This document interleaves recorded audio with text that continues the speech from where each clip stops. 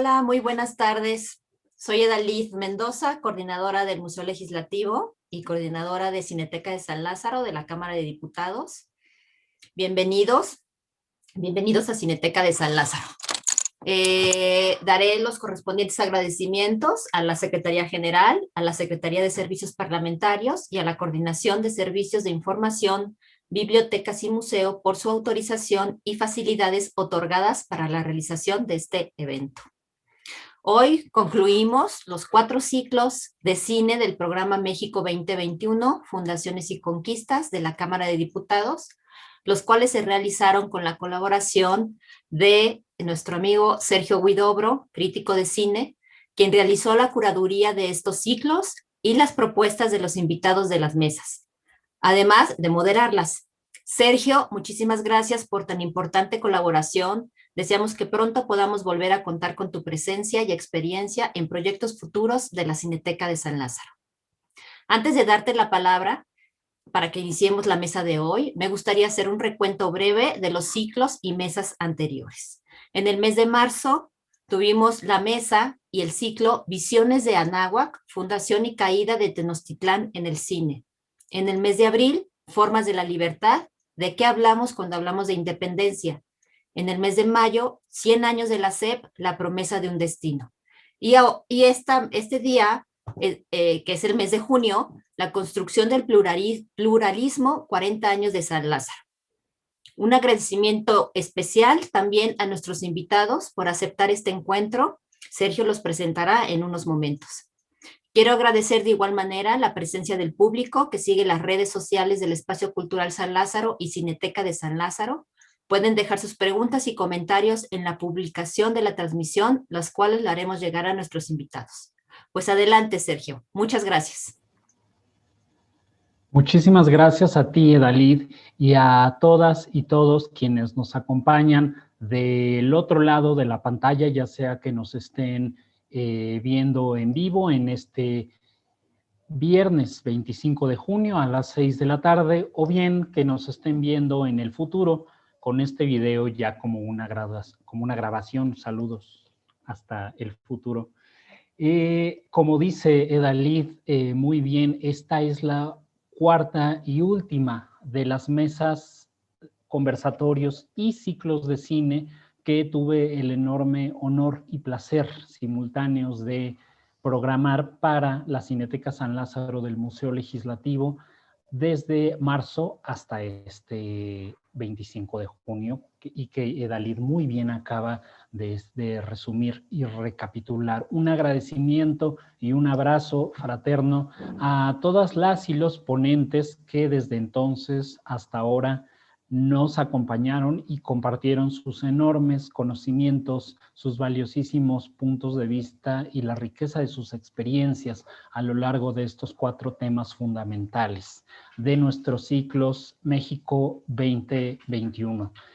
En este año nodal para la historia de México coinciden varios aniversarios. El último de ellos, el que presentamos hoy, tiene que ver con los 40 años de la construcción del recinto de San Lázaro, el recinto legislativo, que sería el recinto encargado de albergarnos físicamente si no se nos hubiera atravesado por ahí, ¿verdad?, una pequeña circunstancia pandémica, estaríamos ahí celebrándolo en vivo, pero además de la coyuntura de los 40 años del recinto físico como tal, de la construcción arquitectónica, lo que celebramos de forma simbólica, abierta, es la construcción del pluralismo representado en esta Cámara Legislativa, la construcción de un pluralismo para nada exento de tensiones, de luchas y de retos, no solo en su historia, sino de retos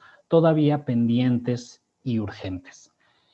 Para comentar, debatir, alimentar estas ideas, tengo el tremendo honor hoy de ser acompañado por 2 personas con un conocimiento al mismo tiempo joven y experto en las materias desde la historia y desde el periodismo, y me permito presentárselos sin más preámbulo. Me acompaña Diana Ávila Hernández. Diana es investigadora independiente, estudió la licenciatura en la Facultad de Filosofía y Letras de la Universidad Nacional Autónoma de México y ha asistido a una docena de investigadoras e investigadores tanto en México como en el extranjero. Además, ha trabajado como investigadora fílmica, tiene una relación muy cercana con el cine, tanto en la escritura como en su actividad profesional. Ha trabajado con el colectivo La Pizca Film Research México y en documentales como El Extraordinario Oblatos, el vuelo que surcó la noche, que queda como una recomendación aquí como paréntesis, producido por el Centro de Capacitación Cinematográfica.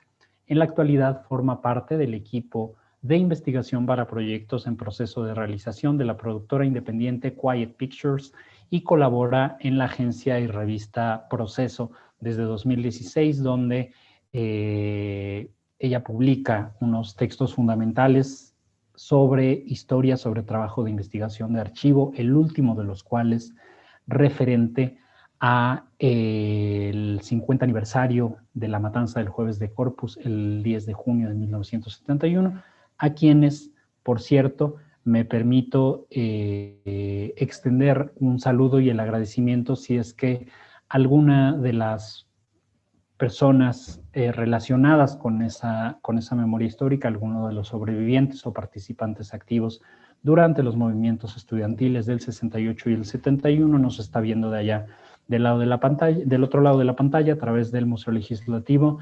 Les extendemos el saludo más admirativo y fraterno, precisamente porque ustedes participaron de forma activa y de la forma más trágica posible de la construcción de un pluralismo como el que hoy celebramos y recordamos. El pluralismo lo construyeron en buena medida movimientos colectivos como los de 1971, y a 50 años de esta infame jornada de represión estatal, nos permitimos saludar a sus sobrevivientes y a los familiares de quienes por alguna razón no llegaron a esta fecha. Un saludo para allá, para todos ustedes. Y me acompaña también, perdón, Diana, no te cedí la palabra. Muchas gracias por acompañarnos. No, gracias a ustedes, a la Cineteca de San Lázaro, a ti también, por supuesto, por la invitación. Y pues es un gusto compartir este espacio con ustedes, con Hugo. Es un placer conocerte. Y bueno, ahorita vamos a platicar.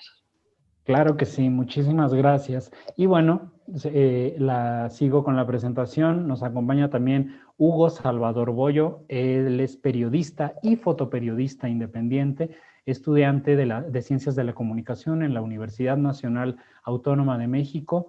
Es alguien que ha estado muy activo de forma muy frecuente implicado en la docencia cinematográfica a través de la Filmoteca de la UNAM, en varios de los talleres y de las actividades que ahí se imparten. Escribe en Contrapunte, en la revista Contrapunte, en las secciones de cultura y en la sección internacional, con un enfoque muy valioso y muy agudo en América Latina, en los procesos latinoamericanos.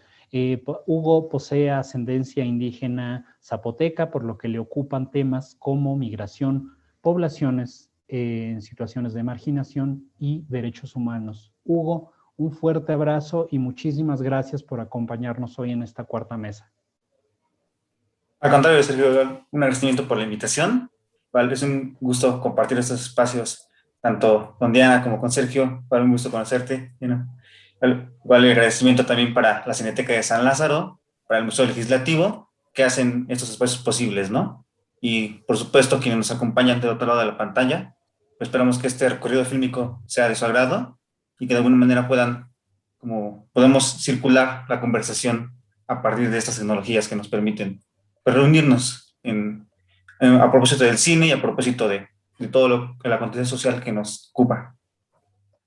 Claro que sí. Muchísimas gracias, Hugo. Muchísimas gracias, Diana. Y les presento, me permito presentarles el ciclo que hoy nos ocupa. Ya les dije un poco, se trata de una celebración o conmemoración por los 40 años de la construcción e inauguración del recinto legislativo de San Lázaro tal como lo conocemos hoy, pero esto a propósito de una conmemoración del pluralismo como tal, el pluralismo como idea o como ideal, pero también el pluralismo político, social, identitario en la práctica y de cómo todas las corrientes de identidades, desde políticas hasta el género, hasta las comunidades, han ido llenando poco a poco y no sin luchas, de hecho a través de las luchas más bien, este gran río que es el pluralismo político mexicano. Hace 4 décadas, en septiembre de 1981, ahora dentro de 2 meses se cumplirá el aniversario, el Palacio Legislativo de San Lázaro abrió sus puertas tras 2 años de construcción, y no cualquier construcción, una construcción ambiciosa a cargo del legendario arquitecto Pedro Ramírez Vázquez, y luciendo un conjunto escultórico de José Chávez Morado en la entrada principal, que si no conocen, les invito a que una vez que la mayoría de nosotros esté vacunados y vacunadas puedan acudir a conocer el recinto legislativo de San Lázaro, que es de ustedes.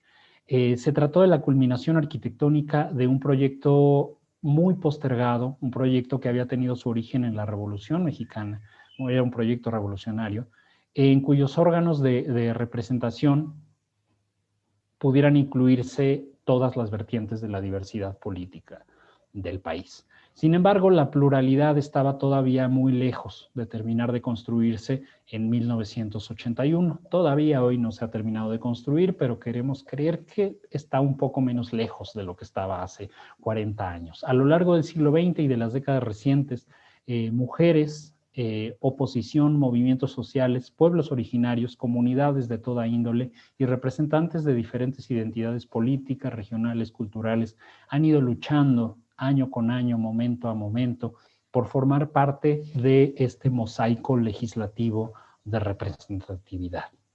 Este cuarto y último ciclo de cine relativo a las conmemoraciones de 2021 repasa 4 películas que consideramos importantes y que reflejan estas luchas, desde los días posteriores a la Revolución Mexicana, como es El compadre Mendoza, hasta la inclusión de los movimientos feministas y al mismo tiempo de los movimientos derivados de las comunidades originarias, que veremos en las sufragistas, movimientos de izquierda y de oposición en la vida política, que vemos en el Ingeniero, acerca de la campaña presidencial de Cuauhtémoc Cárdenas en el año 2000, y como contrapunto examinamos la figura de las candidaturas ciudadanas y las candidaturas independientes a través de uno de los gobiernos locales, el de San Pedro Garza García en Monterrey, digamos uno de los gobernantes locales más controvertidos y sui generis, por decirlo menos, de la historia reciente de nuestro país. Ya verán de quién se trata, pero nos referimos al documental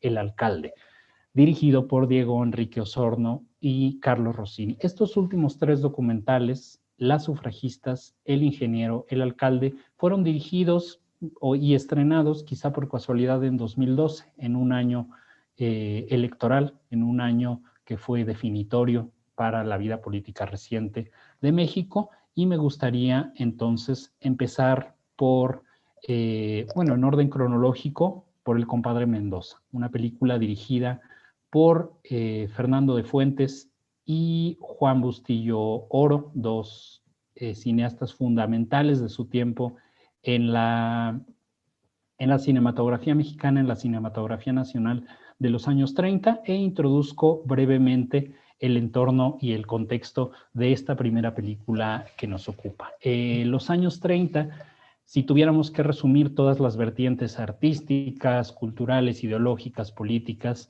de esa década en México en una sola palabra, tendría, creo, que ser nacionalismo.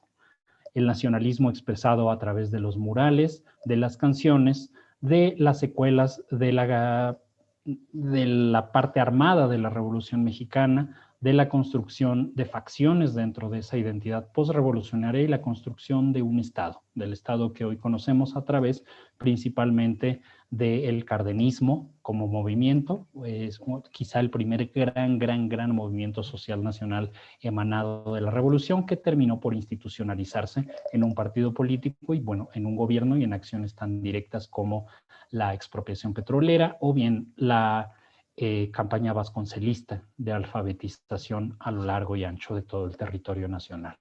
El compadre Mendoza, al igual que las otras dos películas que forman parte de la llamada trilogía de la Revolución de Fernando de Fuentes, que son Vámonos con Pancho Villa, anterior, y El prisionero 13,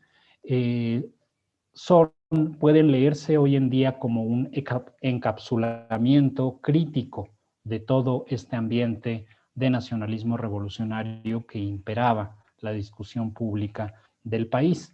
¿Por qué decimos crítico? En el caso del compadre Mendoza, se trata de una de las primeras revisiones no exentas de ironía, no exentas de sarcasmo, de tragedia e incluso de humor negro en torno a la figura de un hacendado que, sintiéndose un tanto despojado por la revolución, intenta sacar partido del conflicto armado, llevándose bien con todos, incorporando a la Revolución Mexicana esta figura del gatopardismo, que consiste en pensar que todo debe cambiar para que las cosas sigan igual.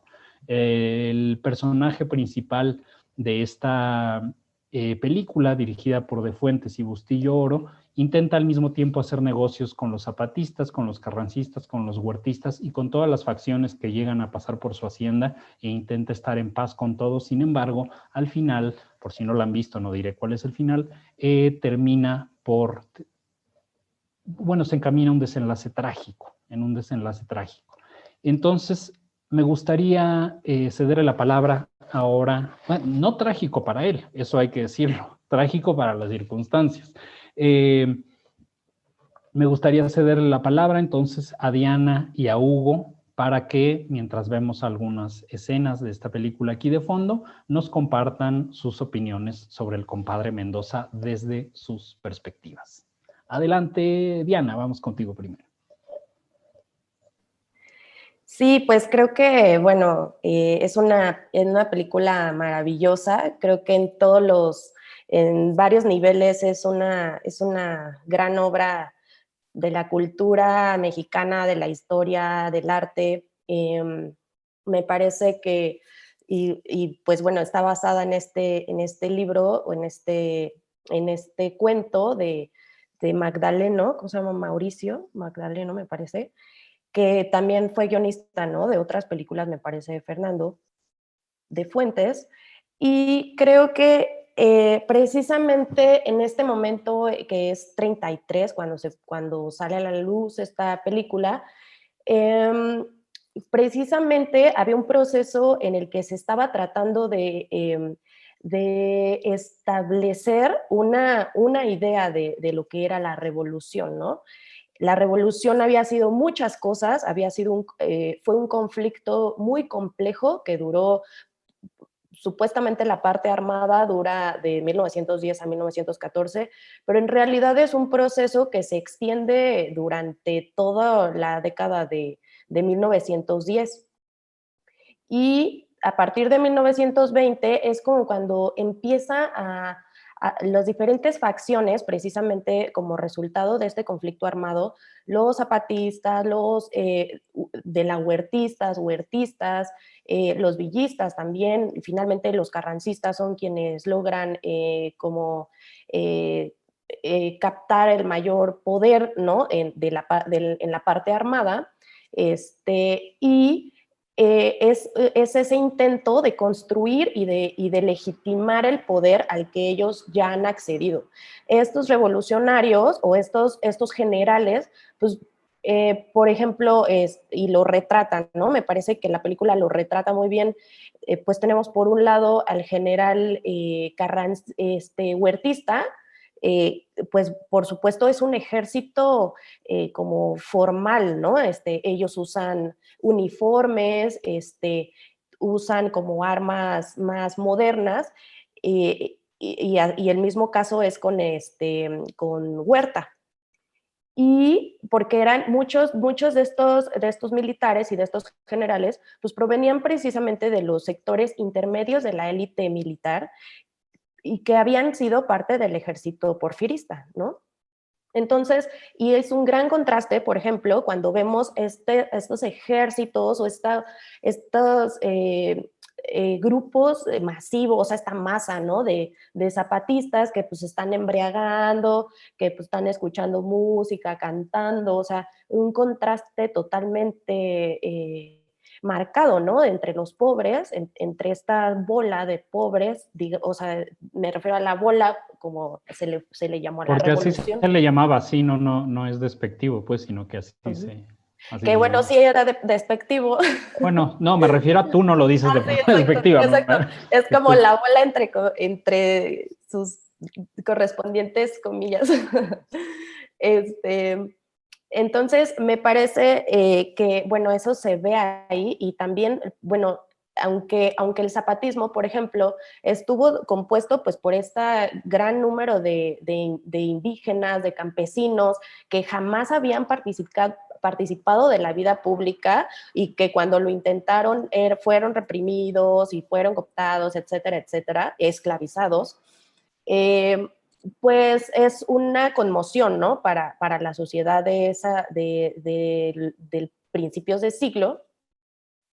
Y no solamente estaba compuesto por este grupo social, sino que también se incorpora un grupo de periodistas, de abogados, que justamente venían de finales del siglo XIX o del principio del siglo XX, que venían precisamente tratando de abrir esta dictadura porfirista y de restablecer el liberalismo, ¿no? de la Constitución de 1857. O sea, el liberalismo era como la doctrina política por la cual habían tratado también en todas estas pugnas del siglo XIX, pues igual establecer como una estabilidad de los grupos, de las élites políticas.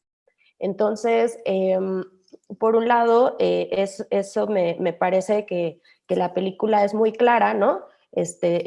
Por ejemplo, los zapatistas, pues este es el ejército, pero sus generales y sus comandantes vienen de esta tradición liberal y lo representa en el general Nieto, ¿no? Que es una persona que tiene ideales, o sea, que está como representado con elementos de pureza, o sea, como que él usa prendas blancas, es como incorruptible, él no puede o sea, como que él está haciendo el sacrificio, ¿no? Incluso él acepta, él reconoce como, bueno, sí, esto es súper violento, algún día vamos a establecer como los ideales, ¿no? Por los que estamos luchando. Entonces, pues me parece que precisamente toda esa parte, esa recuperación de los sectores populares es lo que se trata de hacer en los años 30, pues con Cárdenas. Y también es interesante porque en estos años es cuando también el PNR también está, que es el primer partido, digamos, y pues de la historia contemporánea, de la historia presente, que es el origen del PRI, pues el está en un, antecedente del PRI. así es, esto en un momento en el que precisamente, ¿no? En ese intento de establecer o de generar una estabilidad política que ya no sea violenta o que el acceso al poder ya no sea por medios revolucionarios o armados, pues se hace este intento de homologar, ¿no? Como las formas de participación política.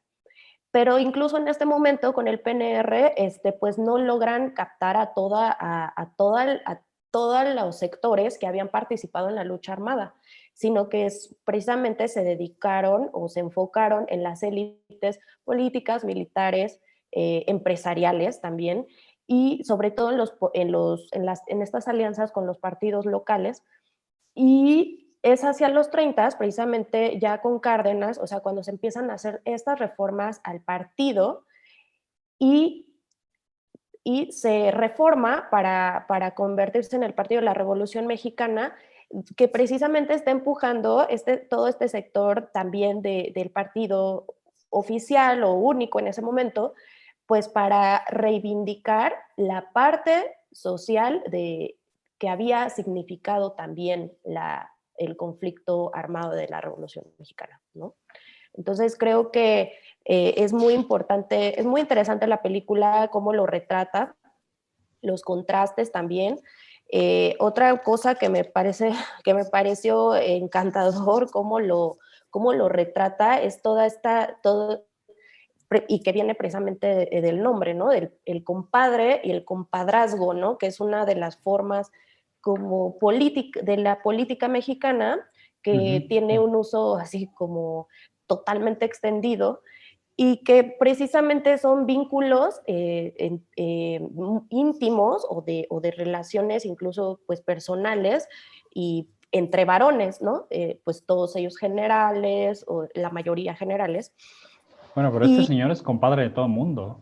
Ah, sí, ¿verdad? De tirios y troyanos, pues. Sí, exactamente. Pues es como pues el gran empresario, ¿no? O sea, como es un empresario, creo que representa a este empresario intermedio que precisamente está tratando también como de seguir creciendo, ¿no? En su capital y por supuesto el conflicto armado afectó todos los negocios en todo el país, sobre todo en el noroeste, pues afectó muchísimo. Entonces pues acá lo retrata, ¿no? Aunque bueno, aquí en este caso en la película están en Guerrero, ¿no? Me parece. Me parece que sí.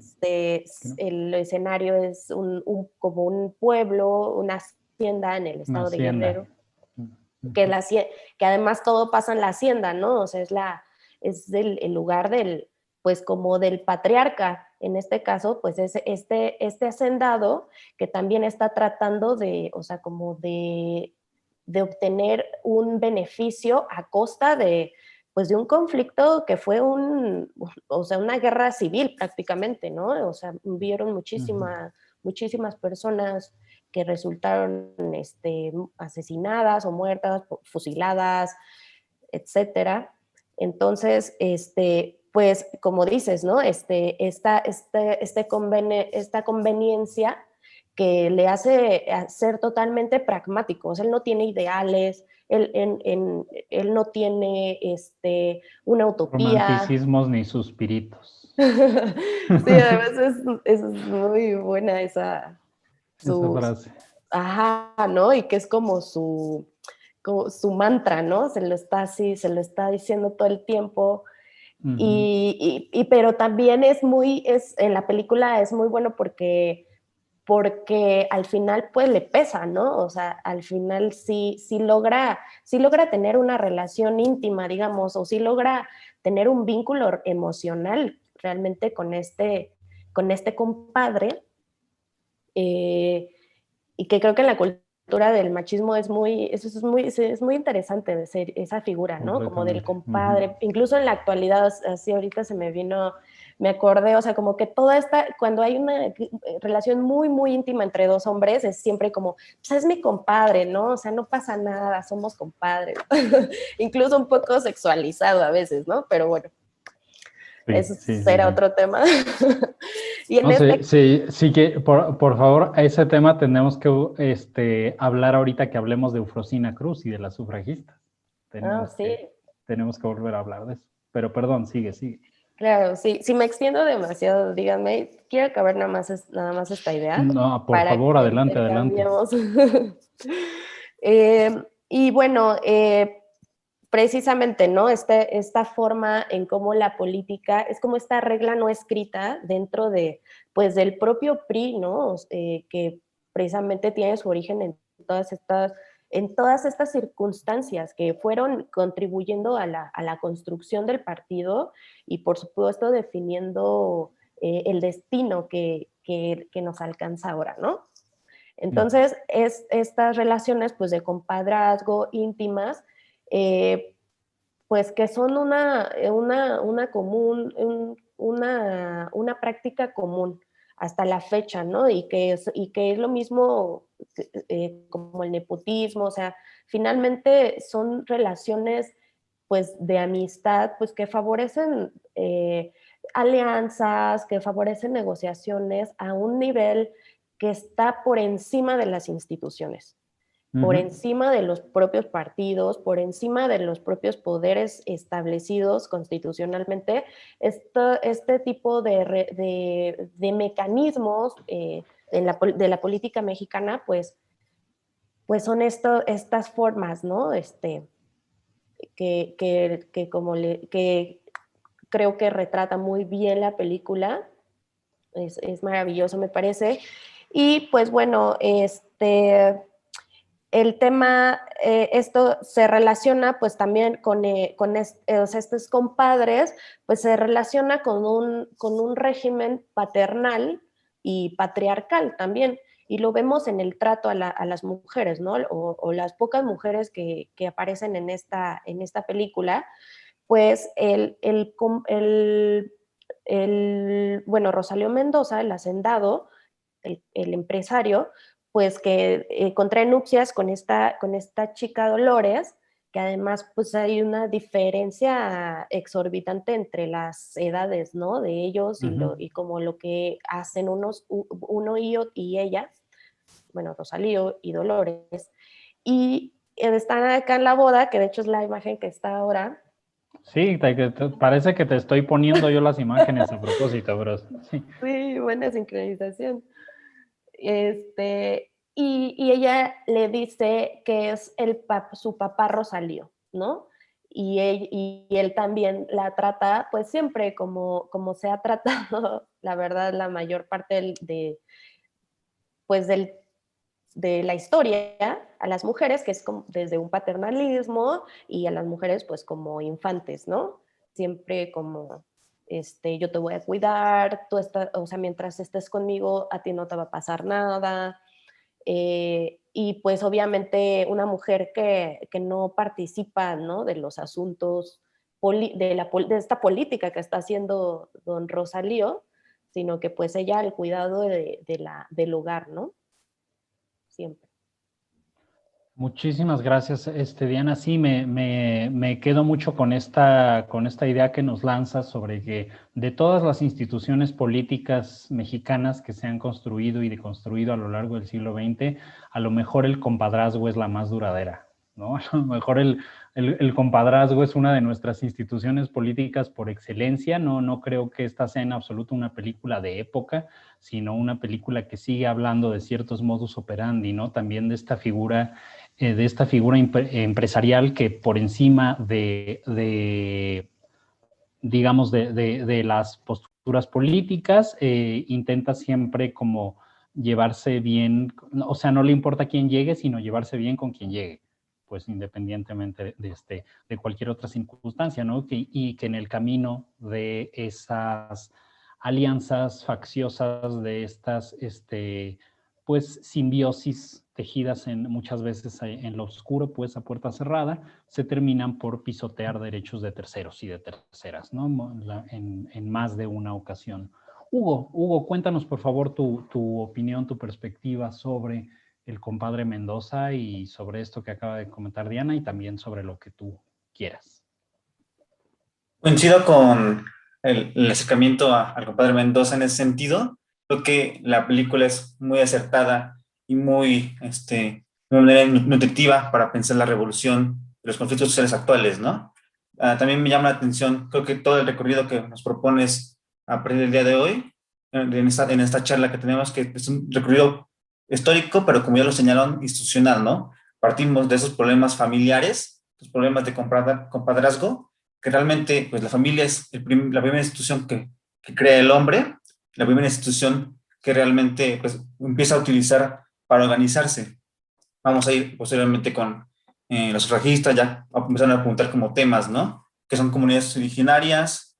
Después vamos con las élites económicas y políticas, que ya lo veremos con el alcalde, y pues cerraremos, ¿no? Con los conflictos de los partidos políticos y su acercamiento a la presidencia, que será el ingeniero, ¿no? Ahora, el compadre Mendoza, creo que condensa muy bien qué fue la revolución por completo, ¿no?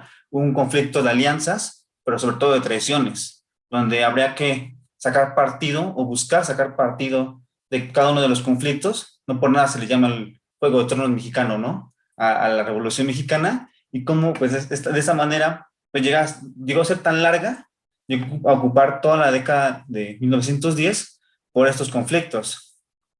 Entonces, lo que hace Fernando de Fuentes es criticarla con todo el peligro con todo el riesgo que eso significaba en 1933, la crítica desde la primera institución, ¿no? Desde la familia y desde esta relación que crean Rosario Mendoza y el general Prieto.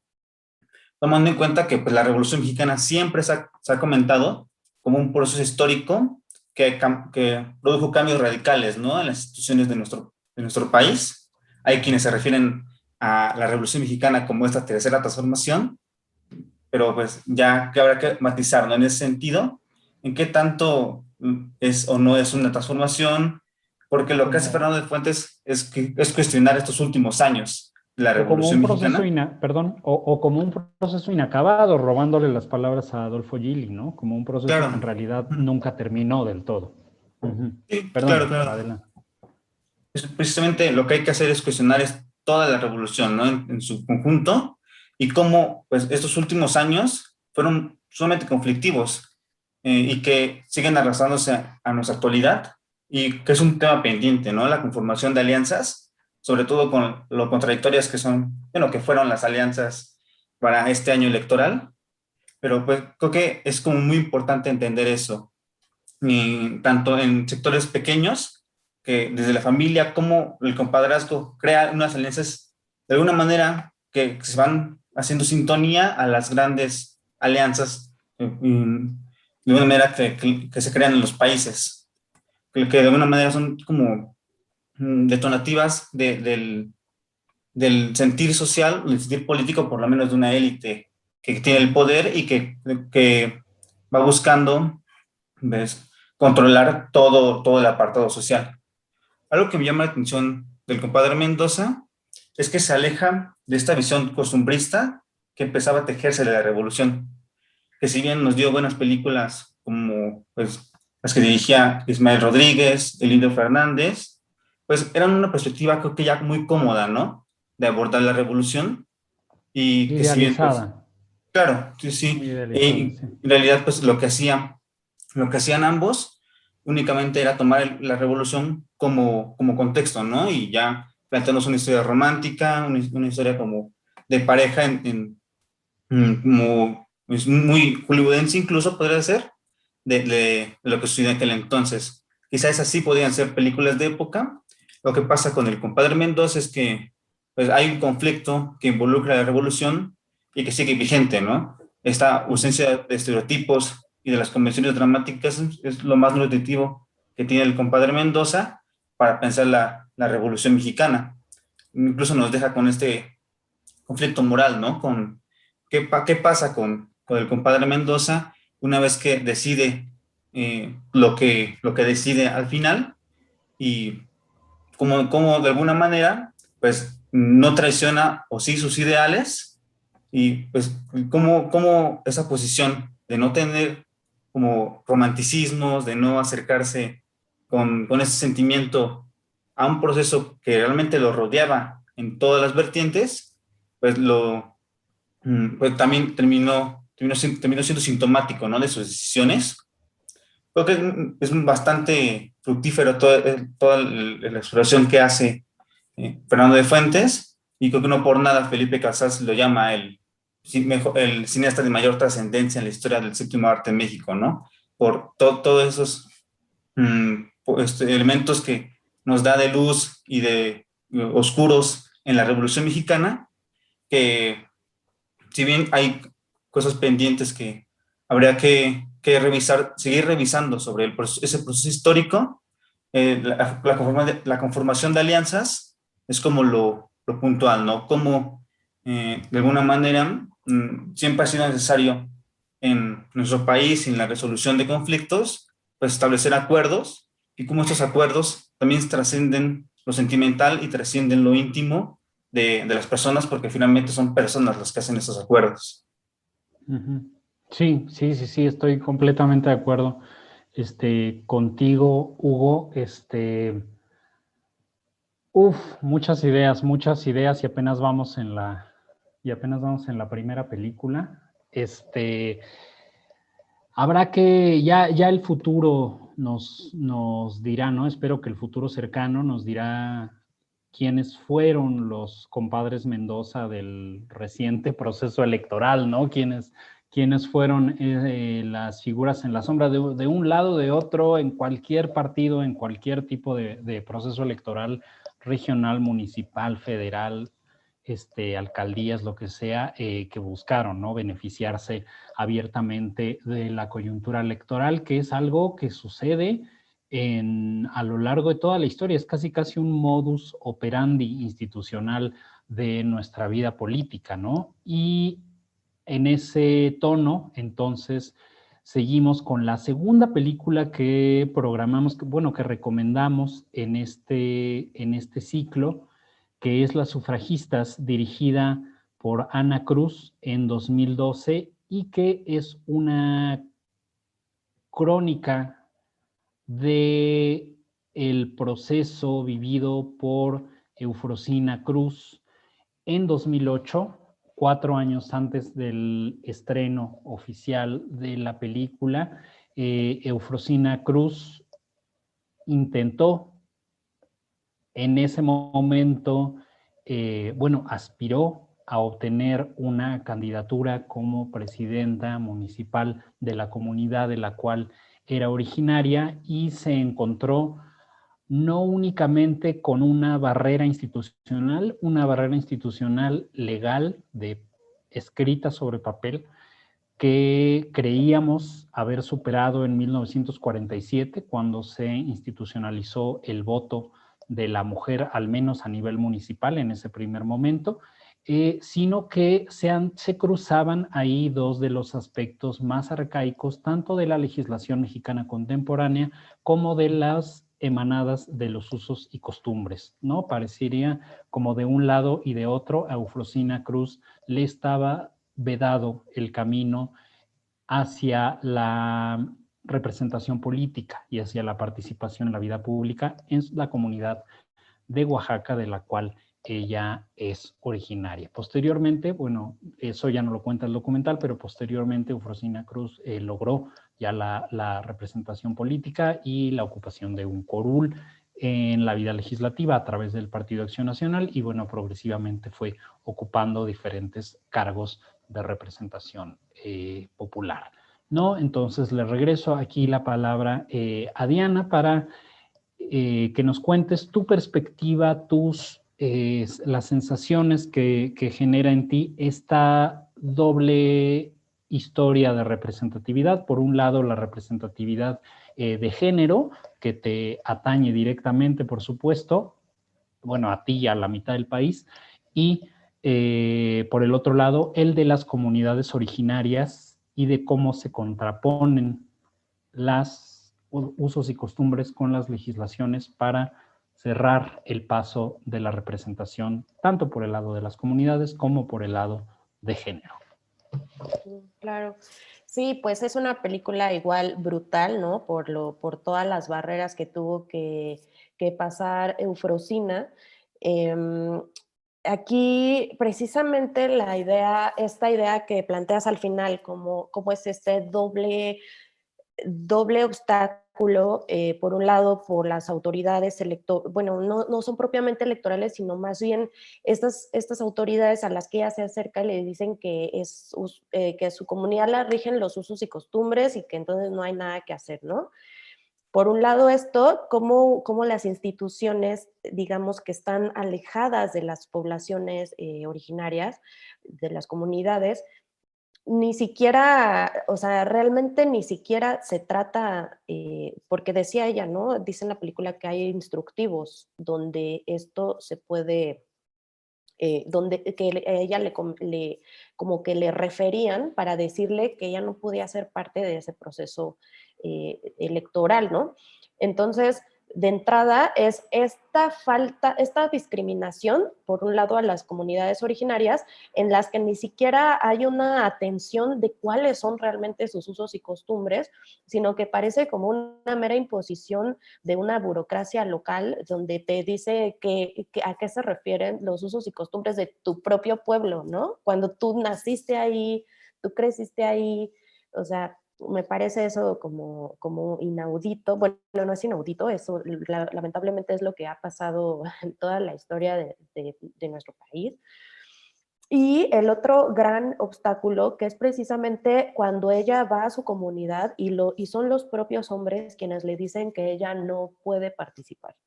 Otra vez, ¿no? O sea, como esta idea de que las mujeres, por un lado, siguen perteneciendo, deben pertenecer al espacio privado, que las mujeres no se pueden involucrar en actividades públicas porque ese es un espacio reservado exclusivamente para los hombres, ¿no?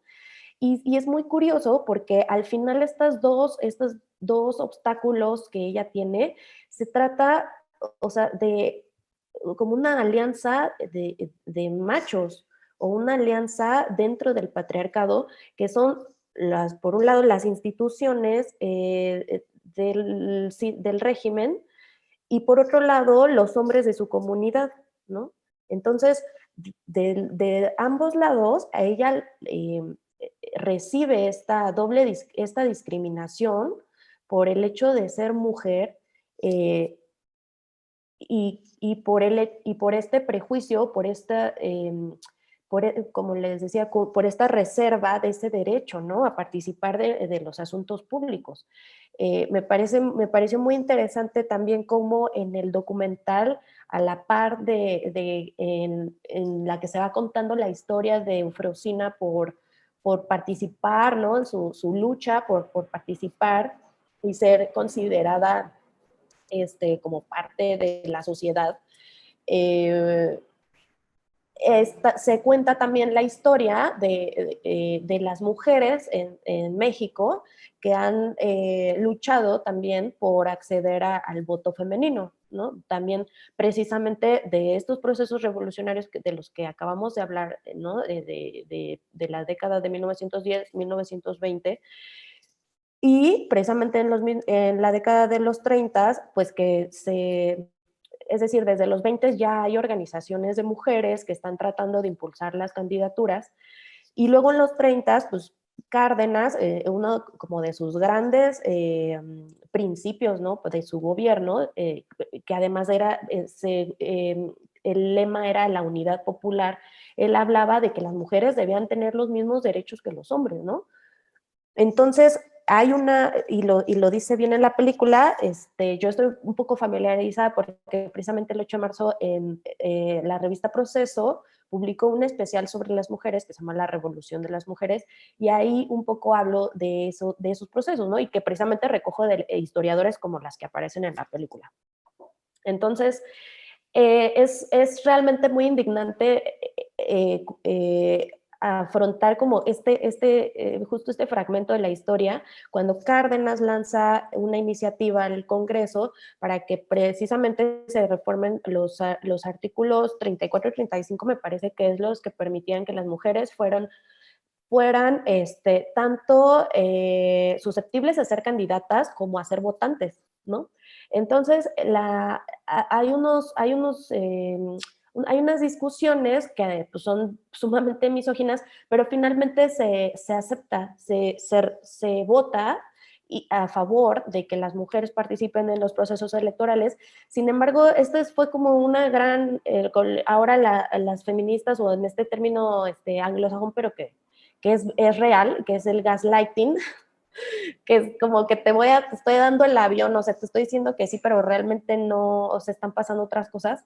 Pues les hicieron gaslighting a las mujeres que buscaban el voto en los 30, porque esta ley jamás fue publicada en el Diario Oficial de la Nación, y por lo tanto esto jamás tuvo lugar, ¿no?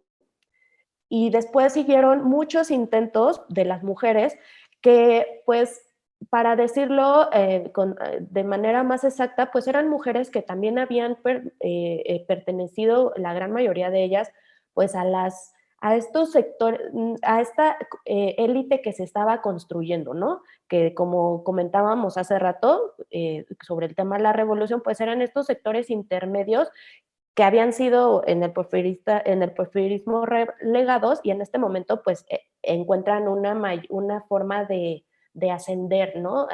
En las clases sociales, en su estatus social. Y las mujeres, pues obviamente, pues eran mujeres, la mayoría de ellas que habían tenido una formación, es decir, educación, habían ido a universidades o a las normales, a las escuelas normales para ser profesoras, o eran mujeres que pues habían estado involucradas en política, ¿no? Y pues todas ellas, la mayoría eran propagandistas, la mayoría de ellas generaban esta parte muy importante de la política, que era como generar adeptos para los ejércitos o para estas facciones, ¿no? De las que habíamos hablado precisamente.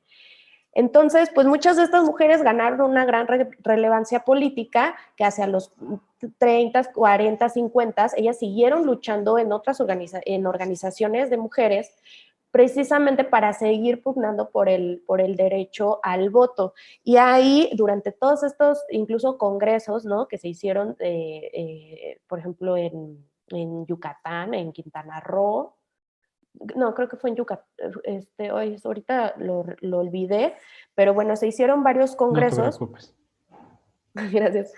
Hubieron algunos congresos en donde incluso entre las mismas mujeres habían posturas súper divergentes, ¿no? O sea, por ejemplo, Yucatán. Mira, te digo que parece presentación de PowerPoint tuya. Sí, Acaba de salir ahí Yucatán. Yucatán, Ajá. exactamente.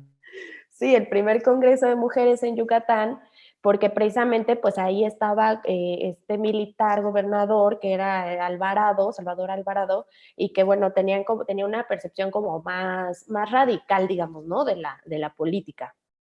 Entonces, eso fue un parteaguas para que se realizaran estos congresos ahí en Yucatán de las mujeres, pero las posiciones de muchas mujeres pues eran todavía sumamente conservadoras. Habían mujeres que afirmaban que no era el momento para que esas mujeres que, como les digo, muchas venían de la revolución, muchas venían incluso de haber sido combatidas por el porfirismo, pues decía que no, esa postura decía que las mujeres aún no estaban listas para tomar el poder, que debían ser educadas, que no podían manejar como sus instintos, es decir, todavía una concepción de la mujer pues sobajada a la minoría de edad y a una incapacidad pues de toma de decisiones y de ejercicio de la libertad, ¿no? Y de la autonomía.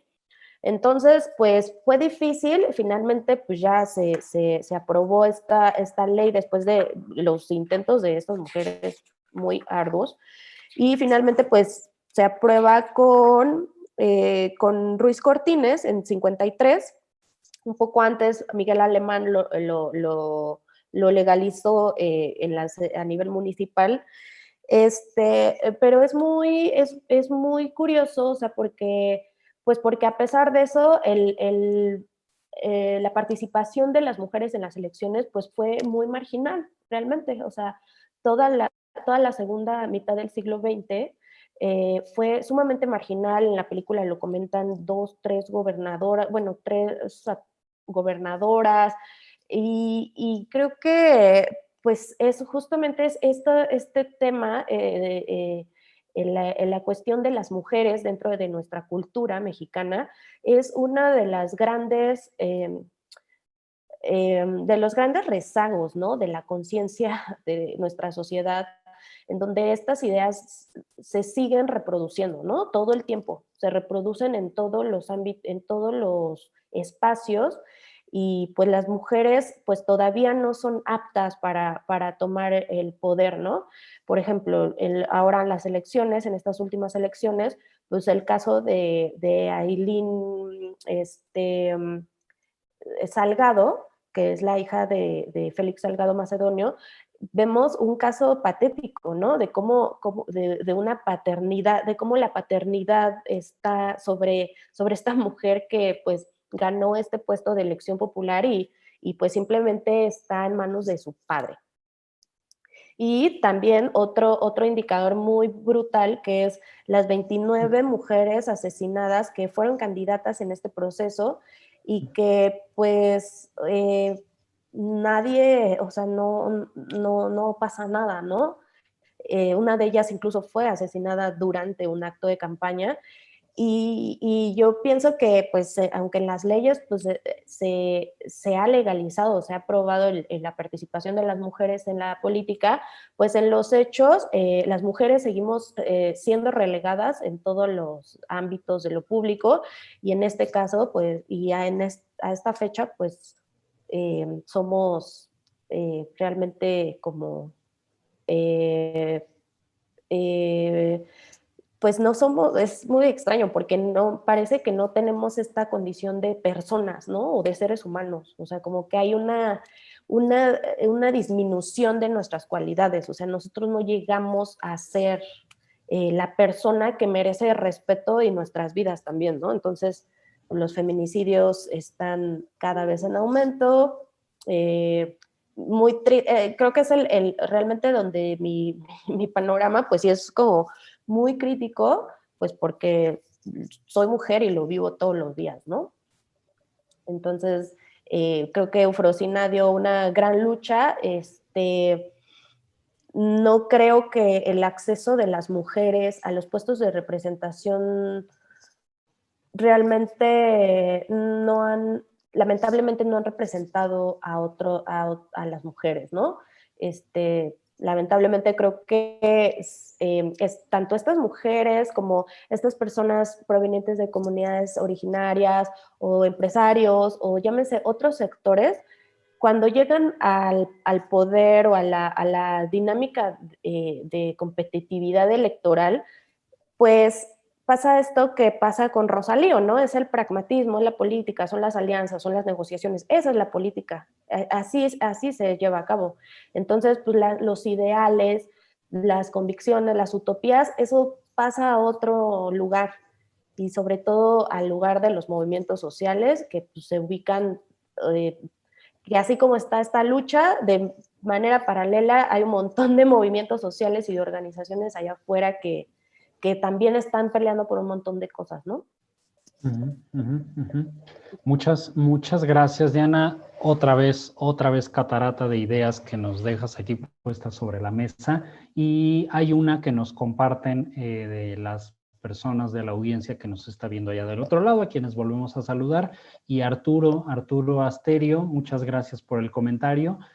Nos dice: es muy interesante la noción de complicidad que lanza Diana Ávila Mendoza para el concepto de compadrazgo, considerando el origen humilde del compadrito.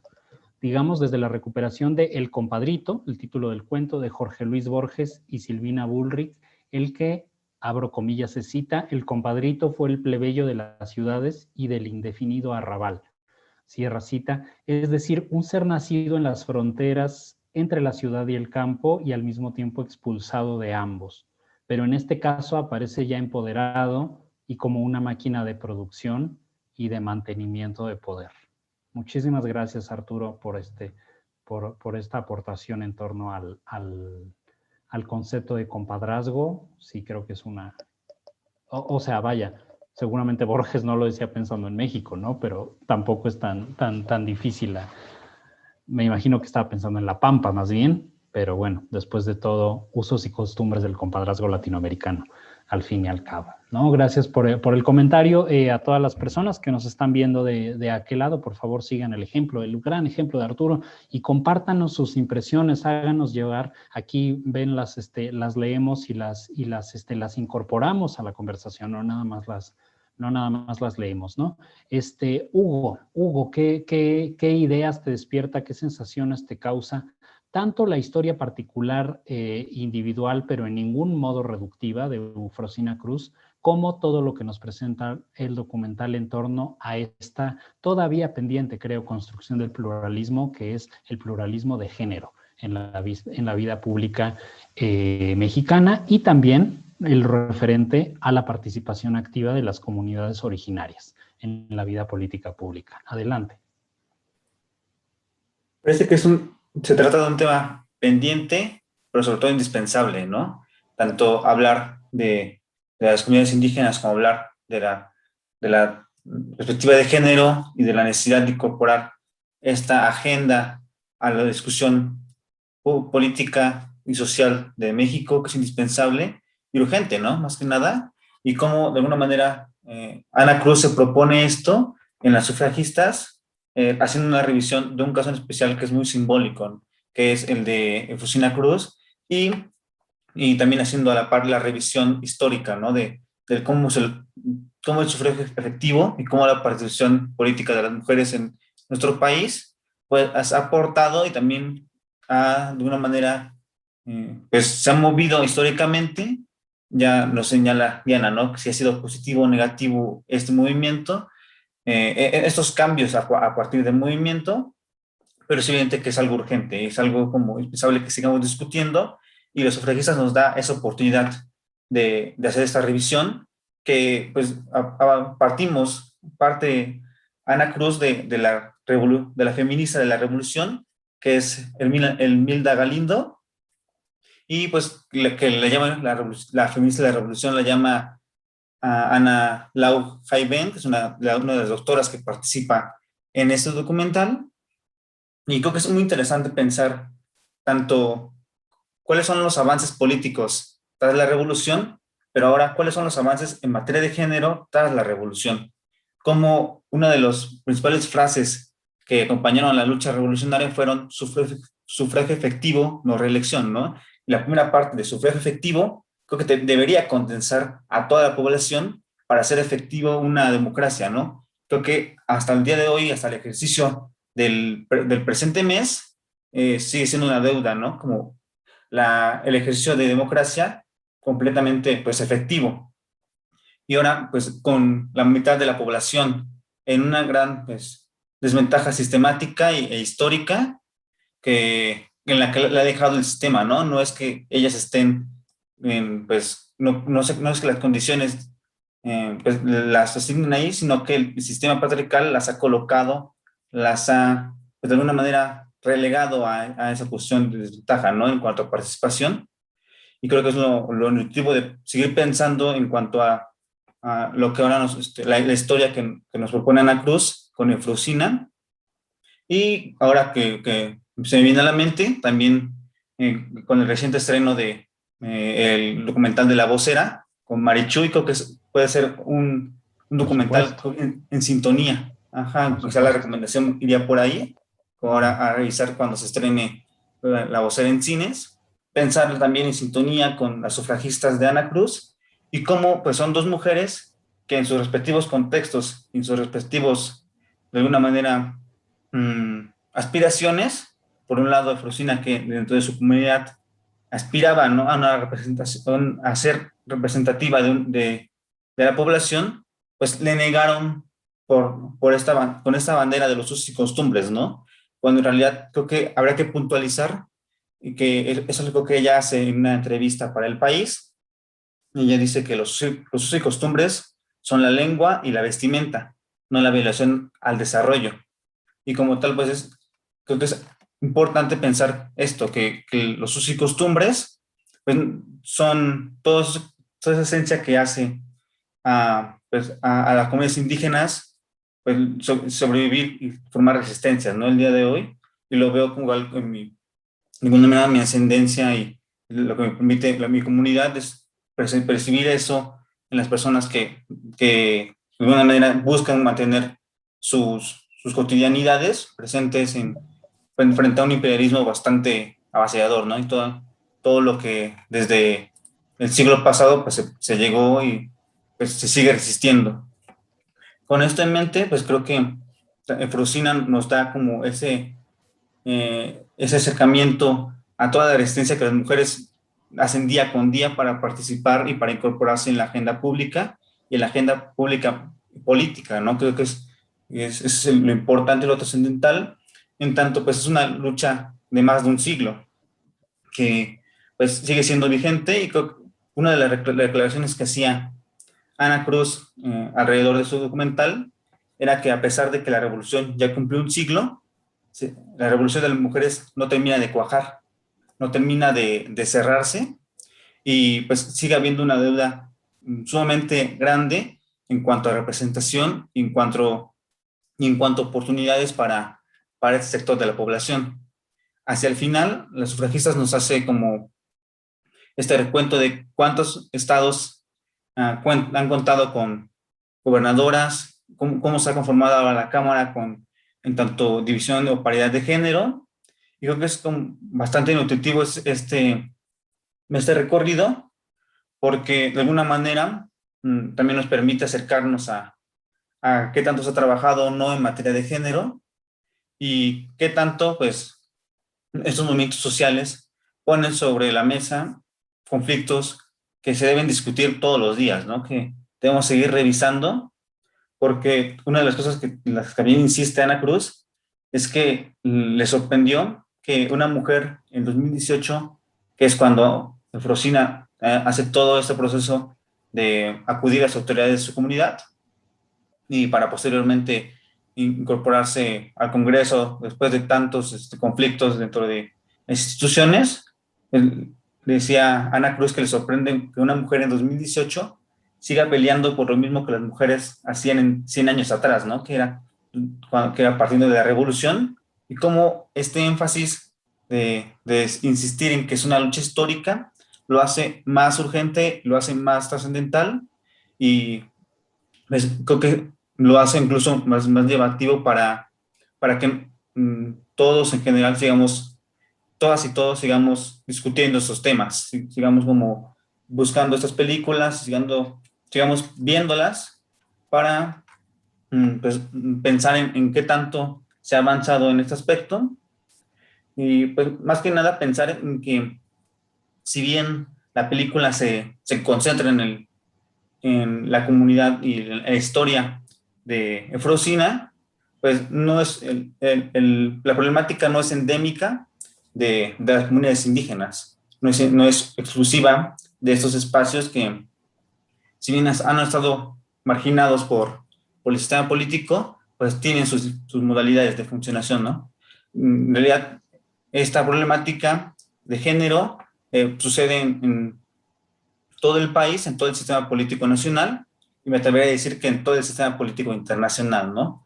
Como el problema en realidad no son los usos y costumbres de las comunidades indígenas, sino el patriarcado y el machismo, que ya nos señalaba Diana en su intervención, que le permitan de alguna manera a las autoridades pues, crear estas limitaciones para pues, la participación de las mujeres. Más que nada insistir que es un sistema antiderechos y un sistema de subrepresentación, ¿no? Para que las mujeres pues, no alcancen esos puestos y pues sigan con estos puntos pendientes. Creo que habría que seguir pensando y ampliar la perspectiva a cómo sucede también en las comunidades indígenas, pero también cómo sucede en otros estados del país y con otros contextos. Llama la atención que en esta revisión que hacen los sufragistas a la historia de las gobernadoras en México, no hay un caso o una gobernadora en Nuevo León o en Jalisco, que habría que preguntarse entonces cuál es la agenda de esos estados, si hay una intención de pensar o no pues, esta participación de las mujeres, a propósito de que el primer congreso que nos mencionaba Diana, de las mujeres, sucedió en Yucatán, aún con todas esas limitantes que pueden acontecer en las comunidades indígenas y los usos y costumbres, pues se discuten estos temas, ¿no? Lo mismo sucedió pues, en la comunidad de Frosina.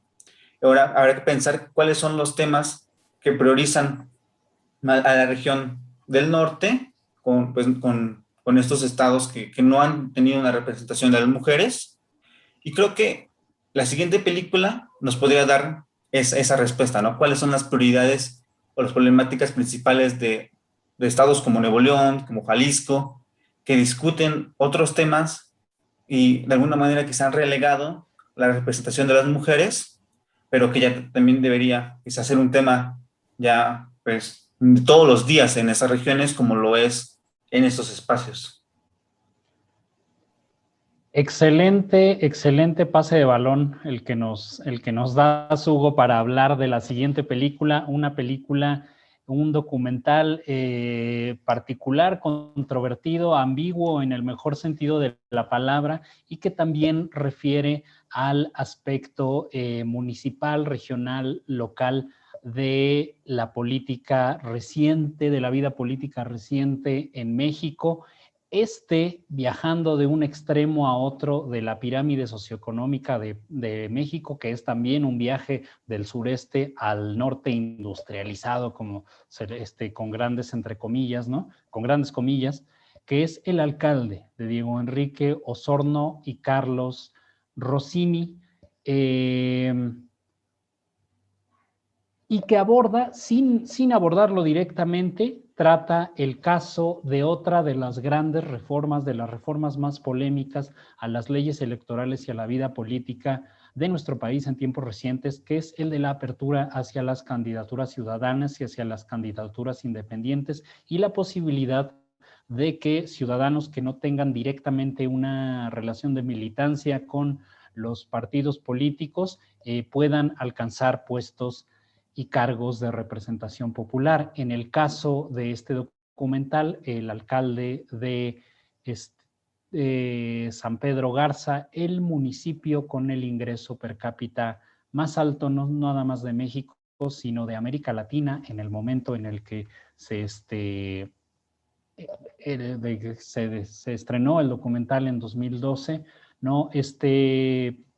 Retrato de un gobernador sui generis, bueno, presidente municipal sui generis, es muy hábil al presentarnos la ambigüedad con la que este personaje ejerce su función en un tono que da pie lo mismo a la admiración que al recelo, yo diría, ¿no?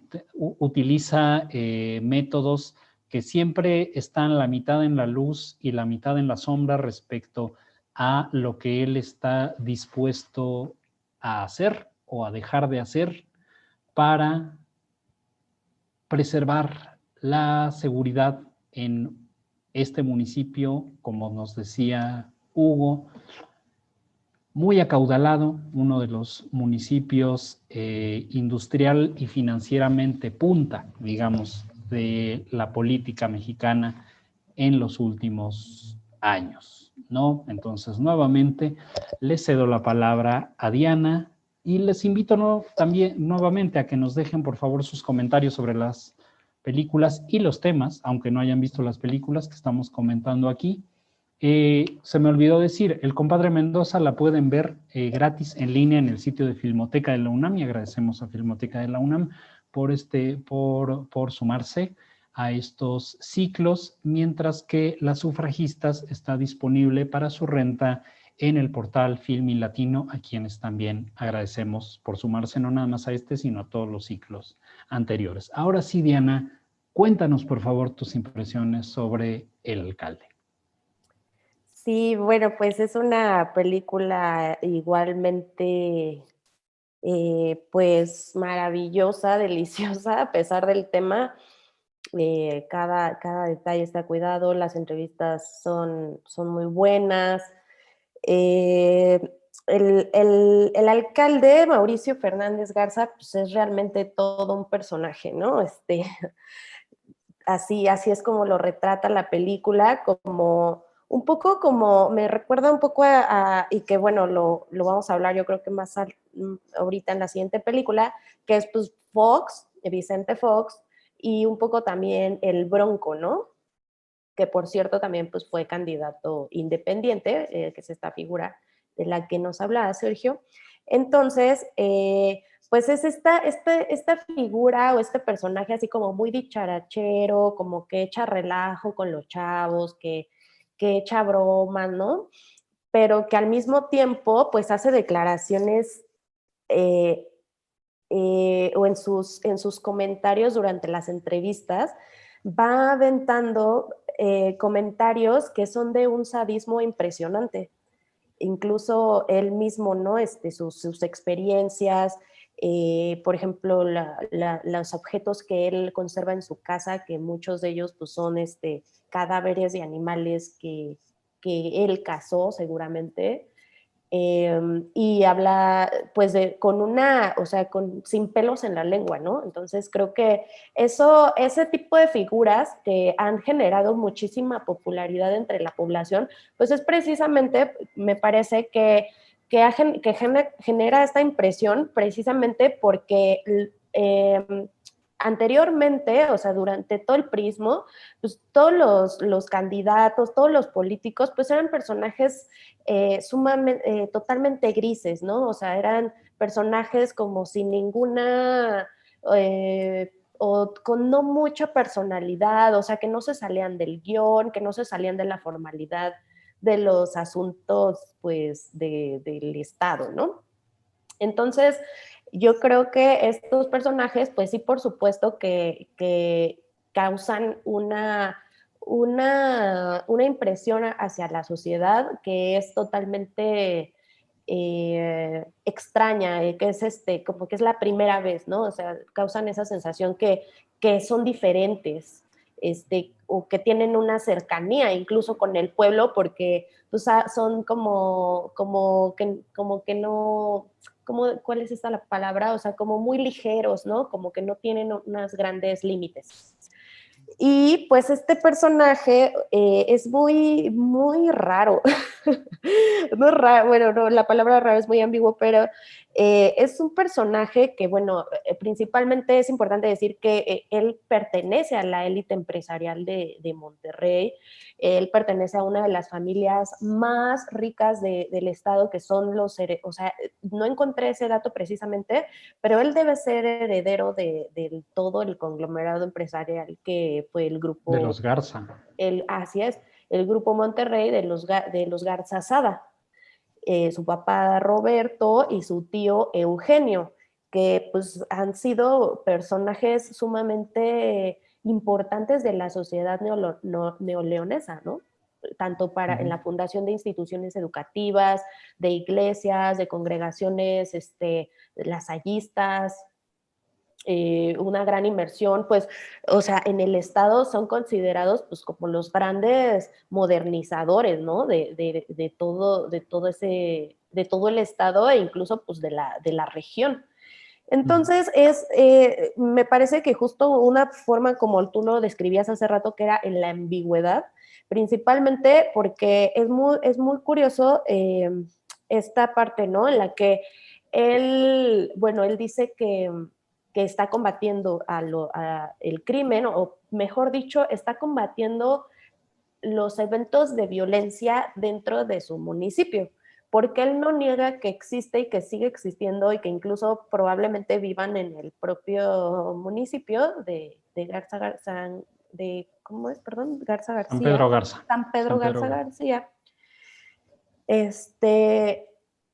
Y lo que a él le interesa mucho es como la puntuación, ¿no? Que tiene su gobierno con respecto al crimen. Entonces él todo el tiempo se la pasa diciendo como, bueno, pues sí lo mataron, pero nosotros seguimos como con un buen con una buena calificación, ¿no? O sea, aquí no matan a nadie. O mataron a fulano, pero lo mataron allá afuera. O sea, eso no pasó aquí. Entonces, pues, como que ese es su principal, como obsesión, porque además él lo dice, ¿no? Yo soy un obsesivo, y queda clarísimo en la película, creo. Y esta parte en la que precisamente, esto que comentaba yo, que viene de esta familia, pues que durante mucho tiempo pues fue considerada como la alta burguesía, ¿no? De esta región. Y hablando, como hace rato lo hacía, de los movimientos sociales que corren fuera de todos estos procesos o de manera paralela, pues precisamente, y que hace rato también lo decíamos, bueno, lo recomendabas Oblatos, pues que es estas organizaciones guerrilleras, ¿no? En este caso, pues de la Liga Comunista 23 de septiembre, que justamente en 1973 un comando de esta organización armada de izquierda hace un intento de secuestro y finalmente un asesinato de este tío Eugenio Garza Sada, y este señor Mauricio, ¿no? Que generó un revuelo impresionante en la élite económica de ese momento en México. Yo creo que más que el de, no sé, por ejemplo, más que el de Manuel Buendía, que era periodista, ¿no? Sí, porque sí, totalmente. De hecho, haciendo la revisión, pues hay varias cifras, pero se dice que a los funerales, porque pues tuvo varios funerales, hubo presencia entre unas cifras dicen 50,000 personas y hay otras que dicen 200,000 personas.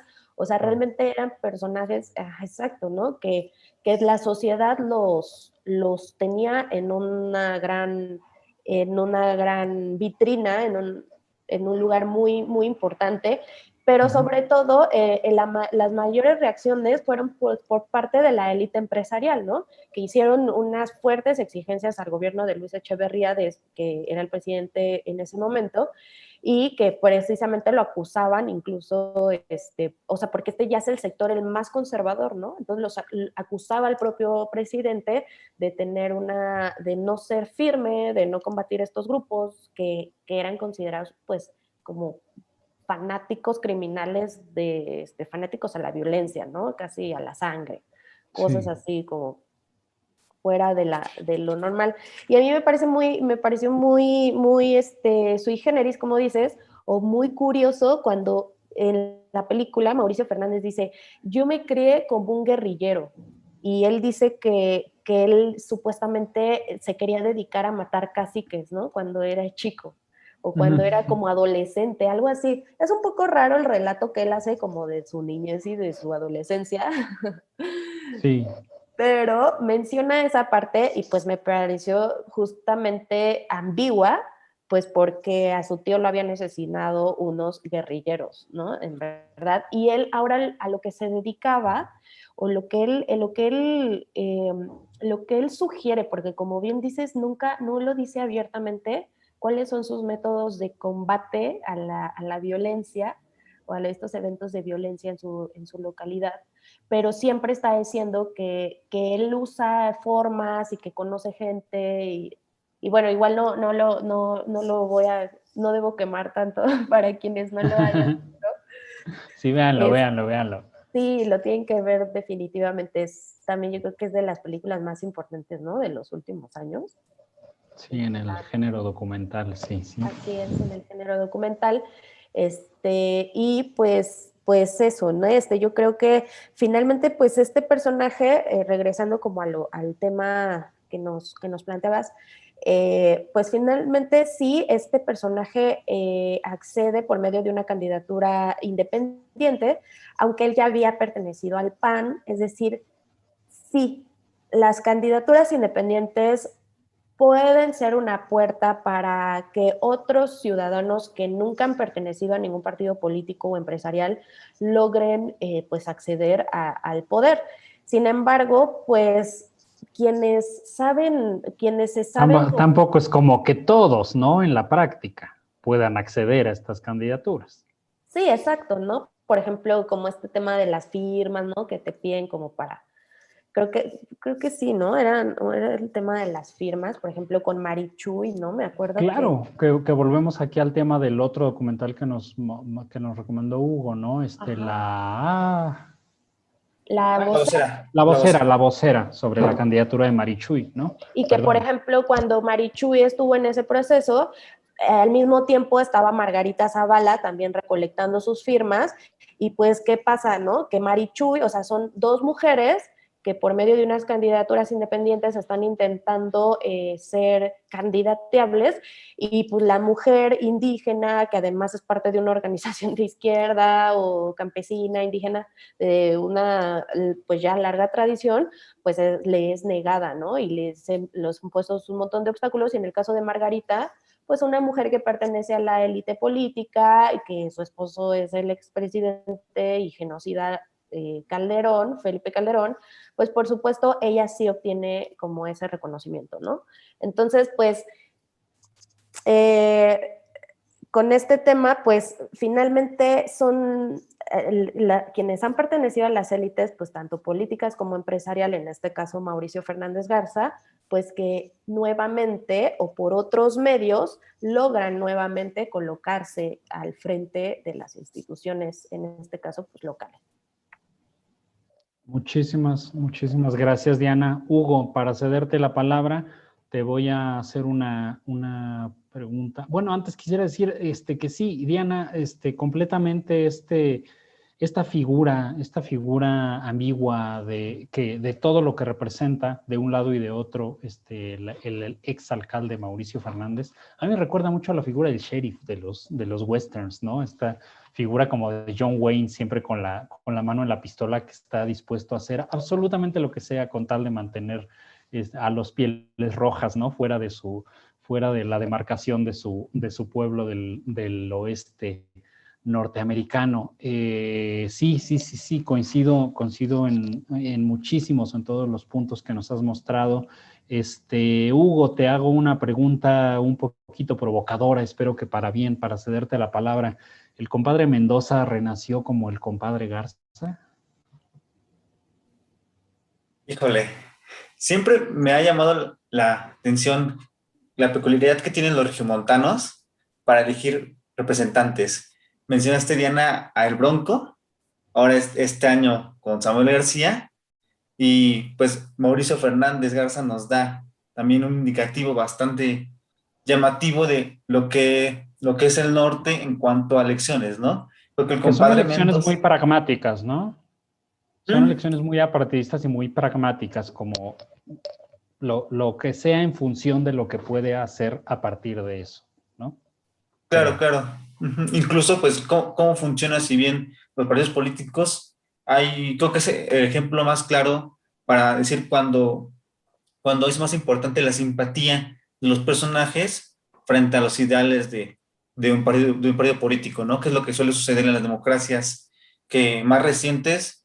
Estados Unidos es otro ejemplo de ellos, con Donald Trump, pero creo que es llamativo cómo el compadre Mendoza nos da indicativos de la política mexicana, que ahora vamos a pensar en el alcalde, ¿no? En cómo Mauricio Fernández Garza, pues en San Pedro García Garza, construye pues, de una manera un imaginario reducido, pero que es representativo de la población que vive ahí y pues, que presencia pues, esos conflictos a los que él se refiere con tanta ligereza en algunas ocasiones, pero en otras con tanto cinismo. Y es muy llamativo en ese sentido cómo pasamos de los conflictos de comunidades indígenas en las sufragistas a conflictos de élites económicas en esta comunidad, ¿no? Que es, como bien lo mencionabas, la de mayor riqueza en América Latina, es el municipio de San Pedro Garza García, que aún con esta idea que nos venden de desarrollo y de eurocentrismo en cuanto a avance arquitectónico, pues hay problemas de por medio, ¿no? Y uno de ellos es el poder y la guerra contra el narcotráfico y todo lo que conlleva, pues, la seguridad cuando se mueven intereses elitistas dentro de poblaciones reducidas. Principalmente como, pues, desde Felipe Calderón quizá años anteriores, en la guerra contra el narcotráfico iba en ascenso, y con Felipe Calderón se concreta y nos da los números que están, lamentablemente podríamos mencionar, pero pues como es un fenómeno nacional que funciona de distinta manera en estas élites y en estos espacios, cuando Mauricio Fernández puede decir con tanta ligereza que se toma atribuciones que no le corresponden, ¿no? Quizá no es la misma declaración que podría dar un gobernador de Guerrero en los años recientes con todo lo que está sucediendo, ¿no? Con el fenómeno el narcotráfico en las comunidades indígenas y en esos espacios que ya se ocupan para el sembradío de drogas. Ahora, creo que el personaje de Mauricio Fernández es bastante llamativo y un tanto, pues, no sé, creo que a muchos los sorprendería acercarse. Creo que nadie sale indiferente a este documental, creo que es el punto principal. Unos, al enfrentarse a lo que habla y lo que es Mauricio Fernández, lo pueden terminar odiando o les parece simpático o hasta llamativo, ¿no? Y lo elegirían para sus espacios de sus municipios, X o Y. Y creo que es lo más llamativo de cómo se construye el personaje en este documental, y es lo más nutritivo me parece que del largometraje, que si bien no escandaliza al alcalde, tampoco lo hace un héroe. No enfatiza sus logros, sino que muestra esas facetas amplias que lo hace, que desde que es un músico y toca clarinete hasta pues, su obsesión que mencionaba Diana, ¿no? Por coleccionar y por qué tan cercano es a los conflictos bélicos desde su niñez.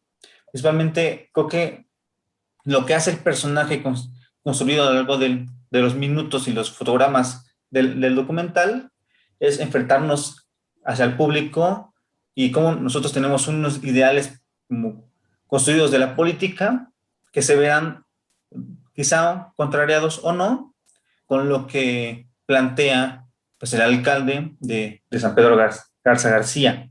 Cómo es que él ha constituido el poder de alguna manera cuando fue al alcalde del municipio, y pues cómo dejó de alguna manera un legado y dejó pues un mandato representativo de lo que es Nuevo León, creo que incluso hasta nuestros días, ¿no? Lo que es la élite económica y lo que procura hacer con todos los conflictos que representa, pues los problemas, la idea de desarrollo que nos han como ofrecido el capitalismo. Creo que habla también tanto de problemas económicos como problemas de poder y conflictos, pues en tanto distribución de esta manera de lo que se puede o no hacer al momento de liderar pues, espacios con tantos reflectores, que es lo que le importaba muchísimo a Mauricio Fernández, ¿no? Los reflectores que llegaban a San Pedro Garza García, porque era pues este conflicto de todos los días de mantener una imagen, que era lo que nos indicaba ahí Diana, ¿no? Como era uno de los problemas principales del alcalde, y que pues parece que le daban como dolores de cabeza todos los días frente a los medios, frente a tantos periodistas que insistían en que pues había un conflicto histórico, ¿no? Y él tenía que lidiar todos los días con eso, tenía que lidiar todos los días pues, con todo lo que el poder representa, todo lo que significa pues estar en una posición de burocracia dentro del sistema político. Y pues de alguna manera él lo decía con quejas, con recelo, pero pues de este lado de la batalla, pues creo que del lado del periodismo, pues es para lo que pues, se hizo el periodismo, ¿no? Para insistirle a estas posturas verticales de poder y pedirle una rendición de cuentas.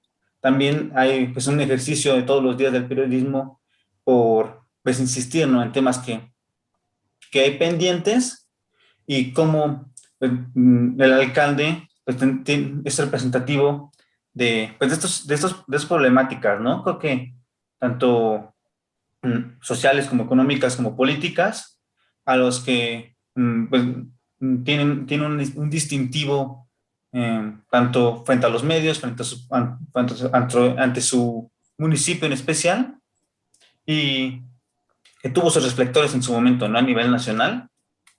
Y porque más que nada sería pensar eso, frente a el 80% de los homicidios que suceden en México vinculados al narcotráfico, pensar cómo es que jerarquías de diferentes estados, diferentes lugares del país, combaten el narcotráfico con suma peculiaridad, ¿no?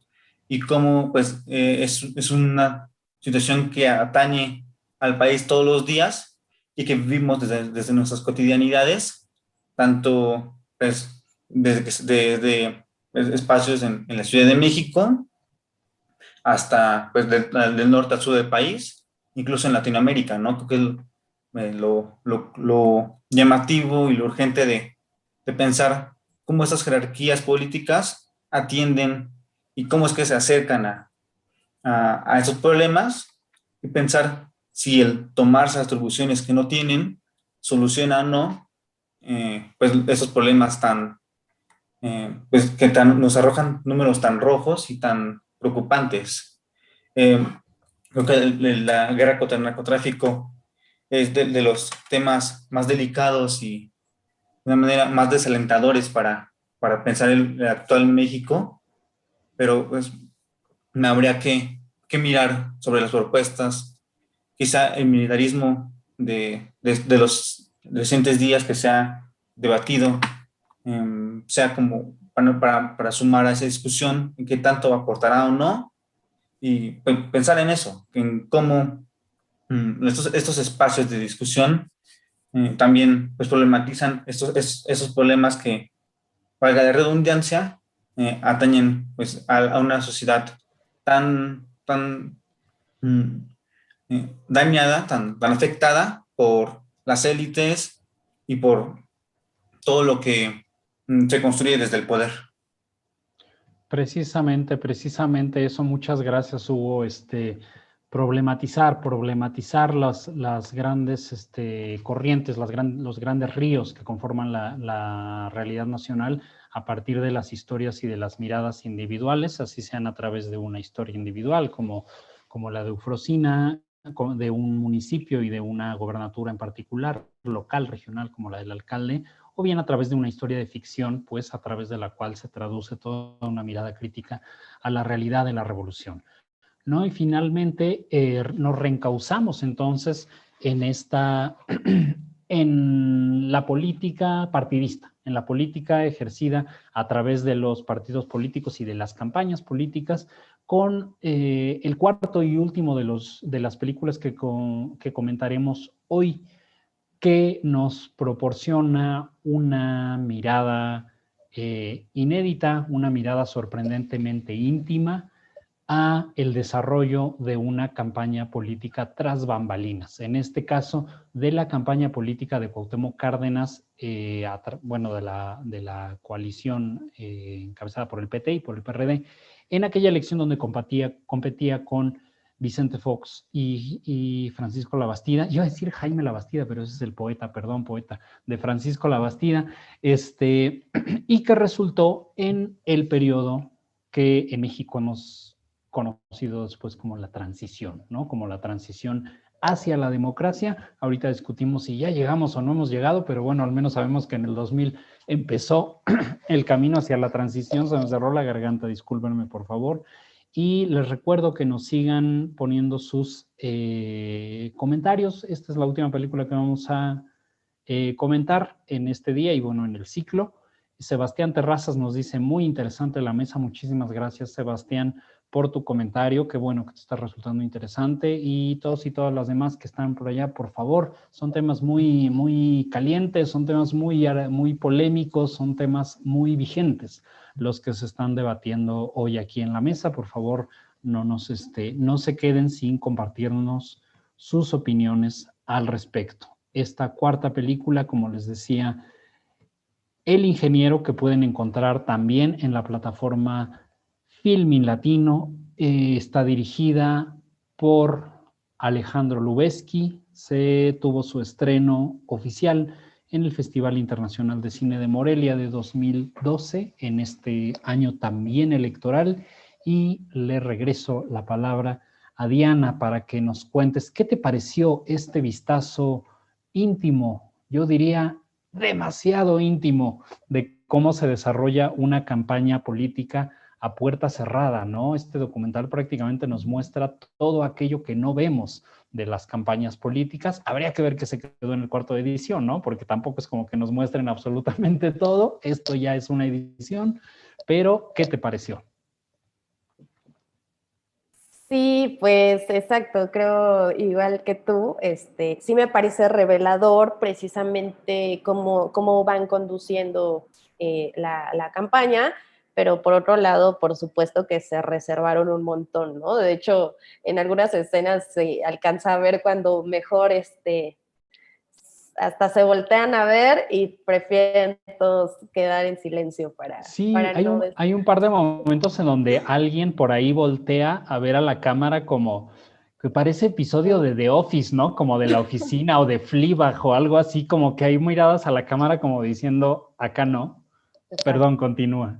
No, sí, sí, sí, eso es muy cotorro, pero definitivamente sí creo que es un documento muy, muy interesante, una fuente, ¿no? Una fuente para la historia, el poder ver un poco de este proceso, de esta campaña. Yo creo que justo aquí lo que se mira bueno, pues es el ingeniero Cárdenas, ¿no? O sea que pues obviamente tiene un prestigio enorme, pues principalmente por ser el hijo de Lázaro Cárdenas, este, toda la historia a cuestas de este personaje. Que de Y, hecho, perdón, no, es sí, la última vez que te interrumpo. no, no, adelante. Lázaro Cárdenas, nada más para ir cerrando el círculo, Lázaro Ajá. Cárdenas era el presidente durante la filmación del Compadre Mendoza, ¿no? O sea, cuando se estrenó el Compadre Mendoza, 1933, estaba el país bajo el... No, espera, ya no. Estaba Todavía no. comenzando. De hecho, Estaba comenzando. en ese año creo que son las elecciones en donde él resulta electo. No sé si es en Electo. 33 o en 34.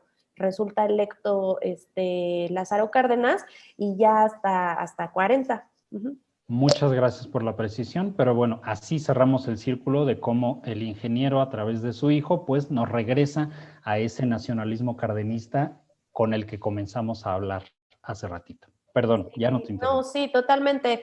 Yo creo que justo estas cosas, pues, o sea, apuntar esto es importante precisamente porque cuando hablo de las élites, pues por supuesto que también estoy hablando de las familias, ¿no?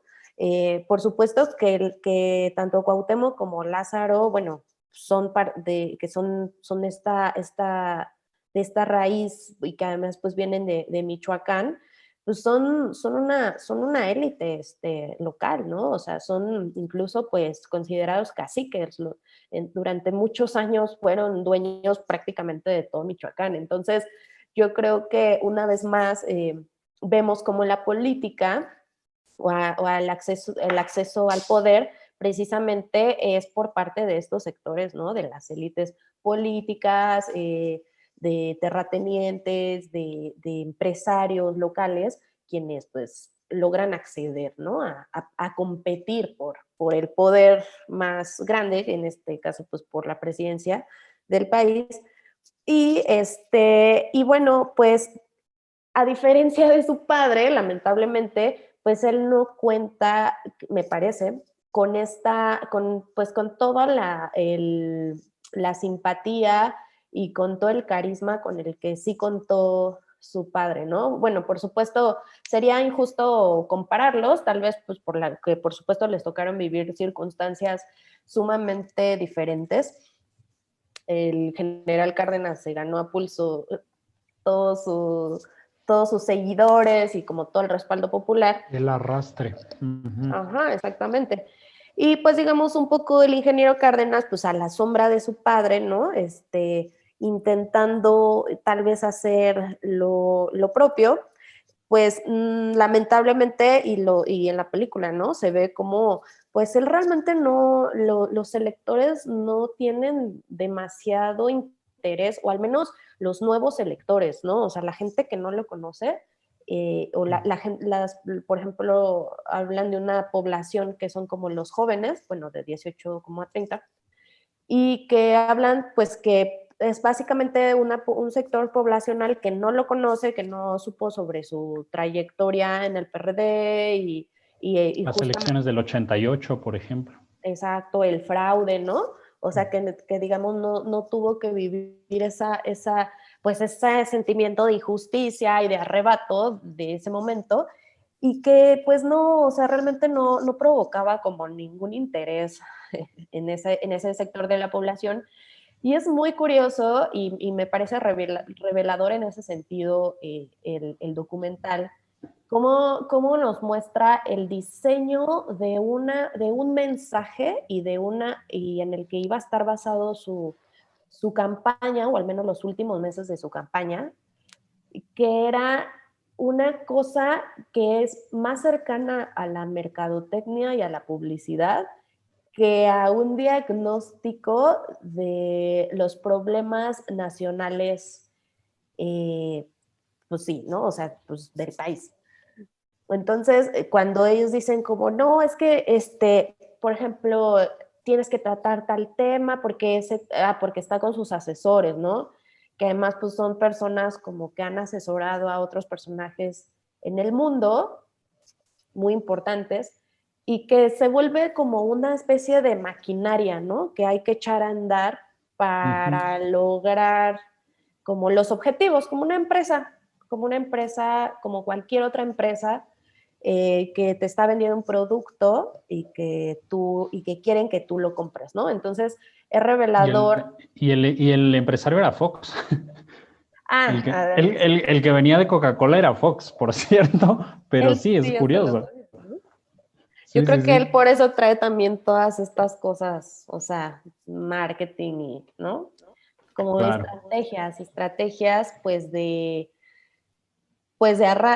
arrastre, de jale, de popularidad, que lamentablemente se ha confundido con representatividad, con legitimidad.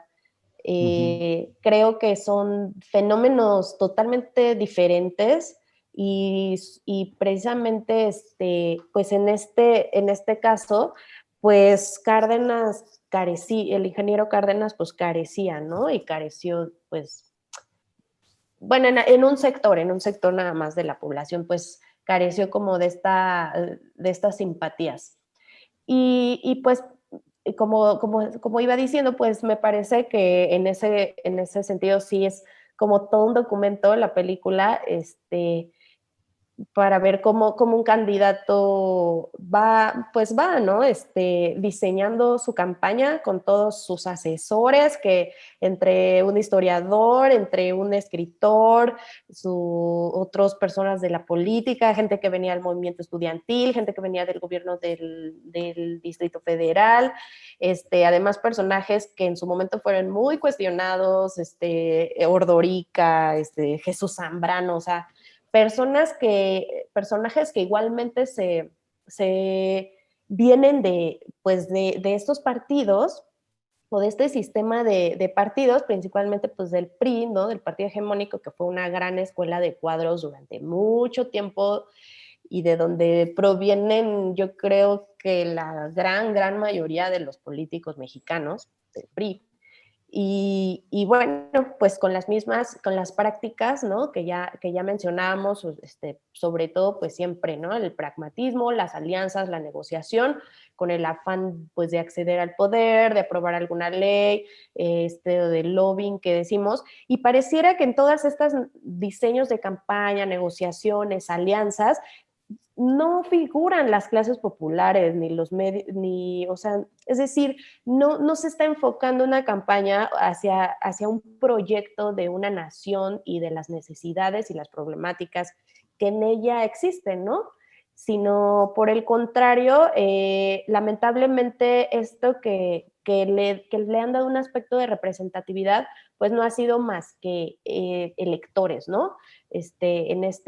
Lamentablemente, como en esta doctrina política de nuestro sistema, del sistema político, pues la representatividad es equivalente a la popularidad y al número de votantes, ¿no?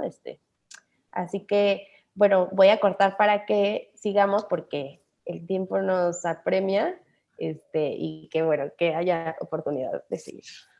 Perdón, No, el tiempo es un tirano siempre.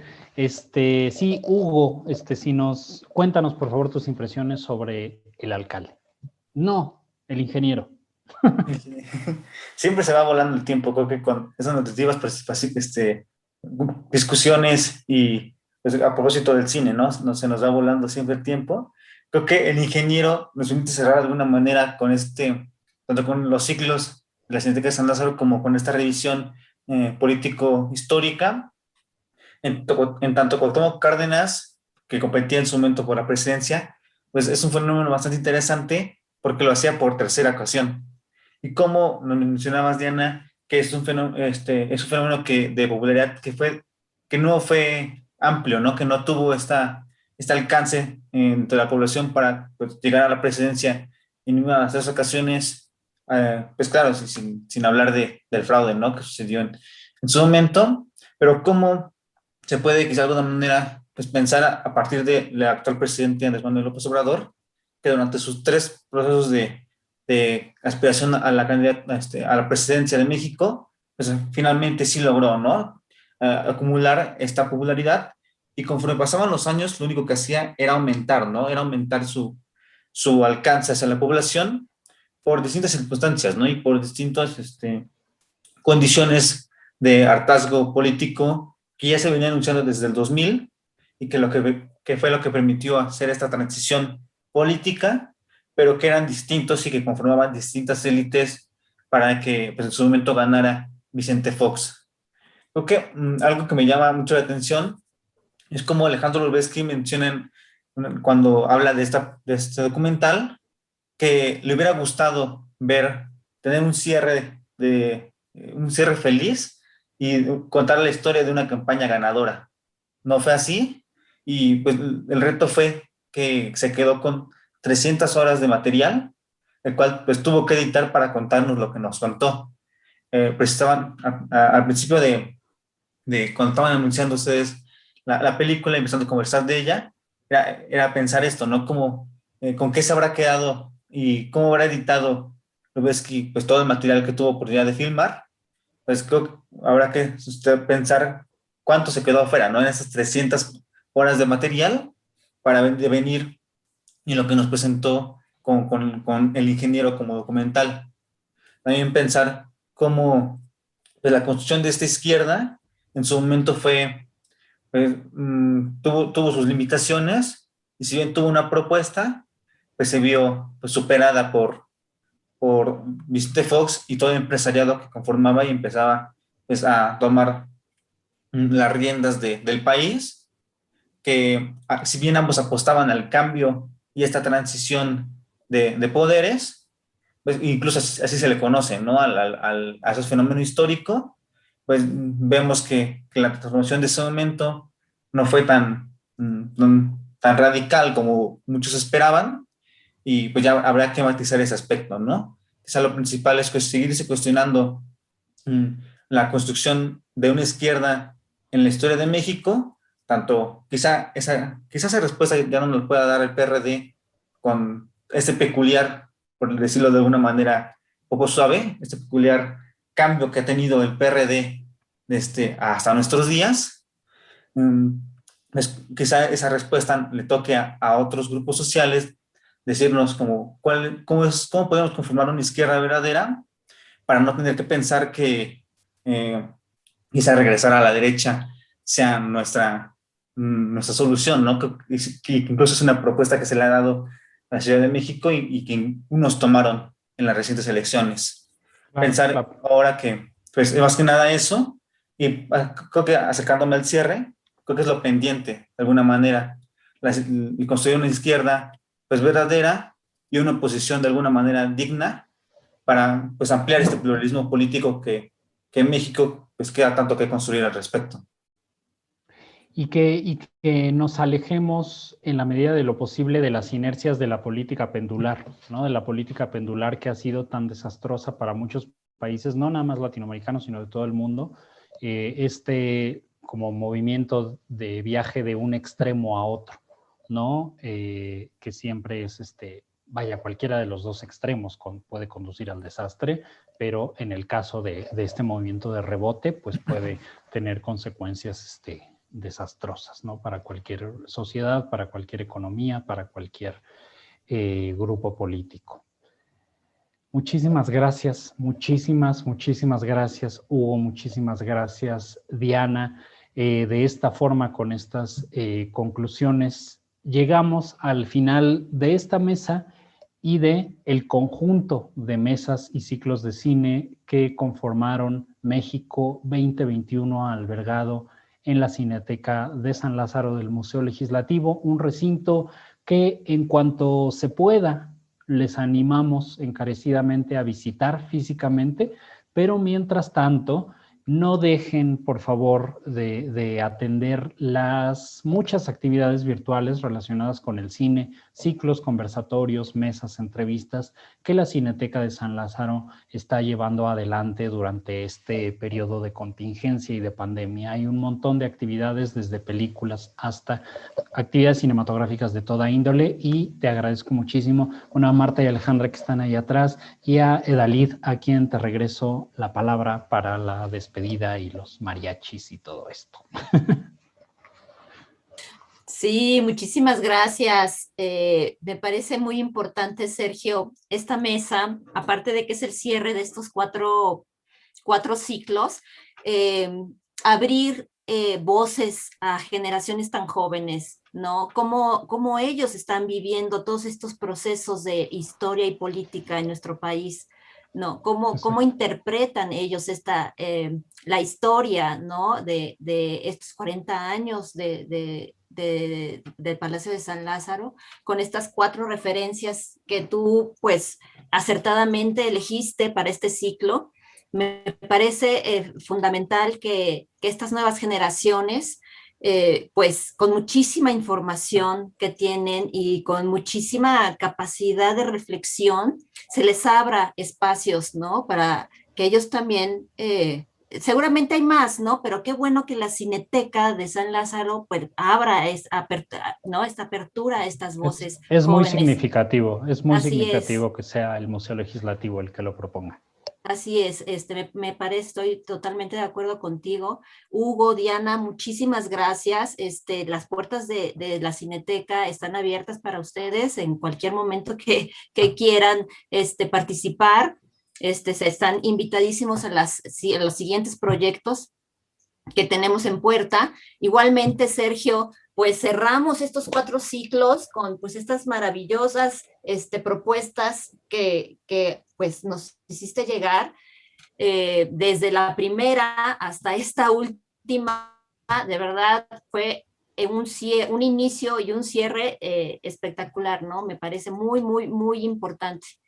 Muchísimas gracias, Sergio. Igualmente estás invitado a seguir colaborando aquí en la Cineteca. Esperemos que en las próximas legislaturas, ¿no? Se sigan apoyando estos tipos de actividades. Muchísimas gracias. También a Alejandra y a Martita, muchas gracias por su apoyo. Y bueno, pues como bien dice Sergio, no se pierdan todas las actividades del Espacio Cultural San Lázaro, de Cineteca de San Lázaro, del Museo Legislativo sí, claro que sí, Sergio, dinos.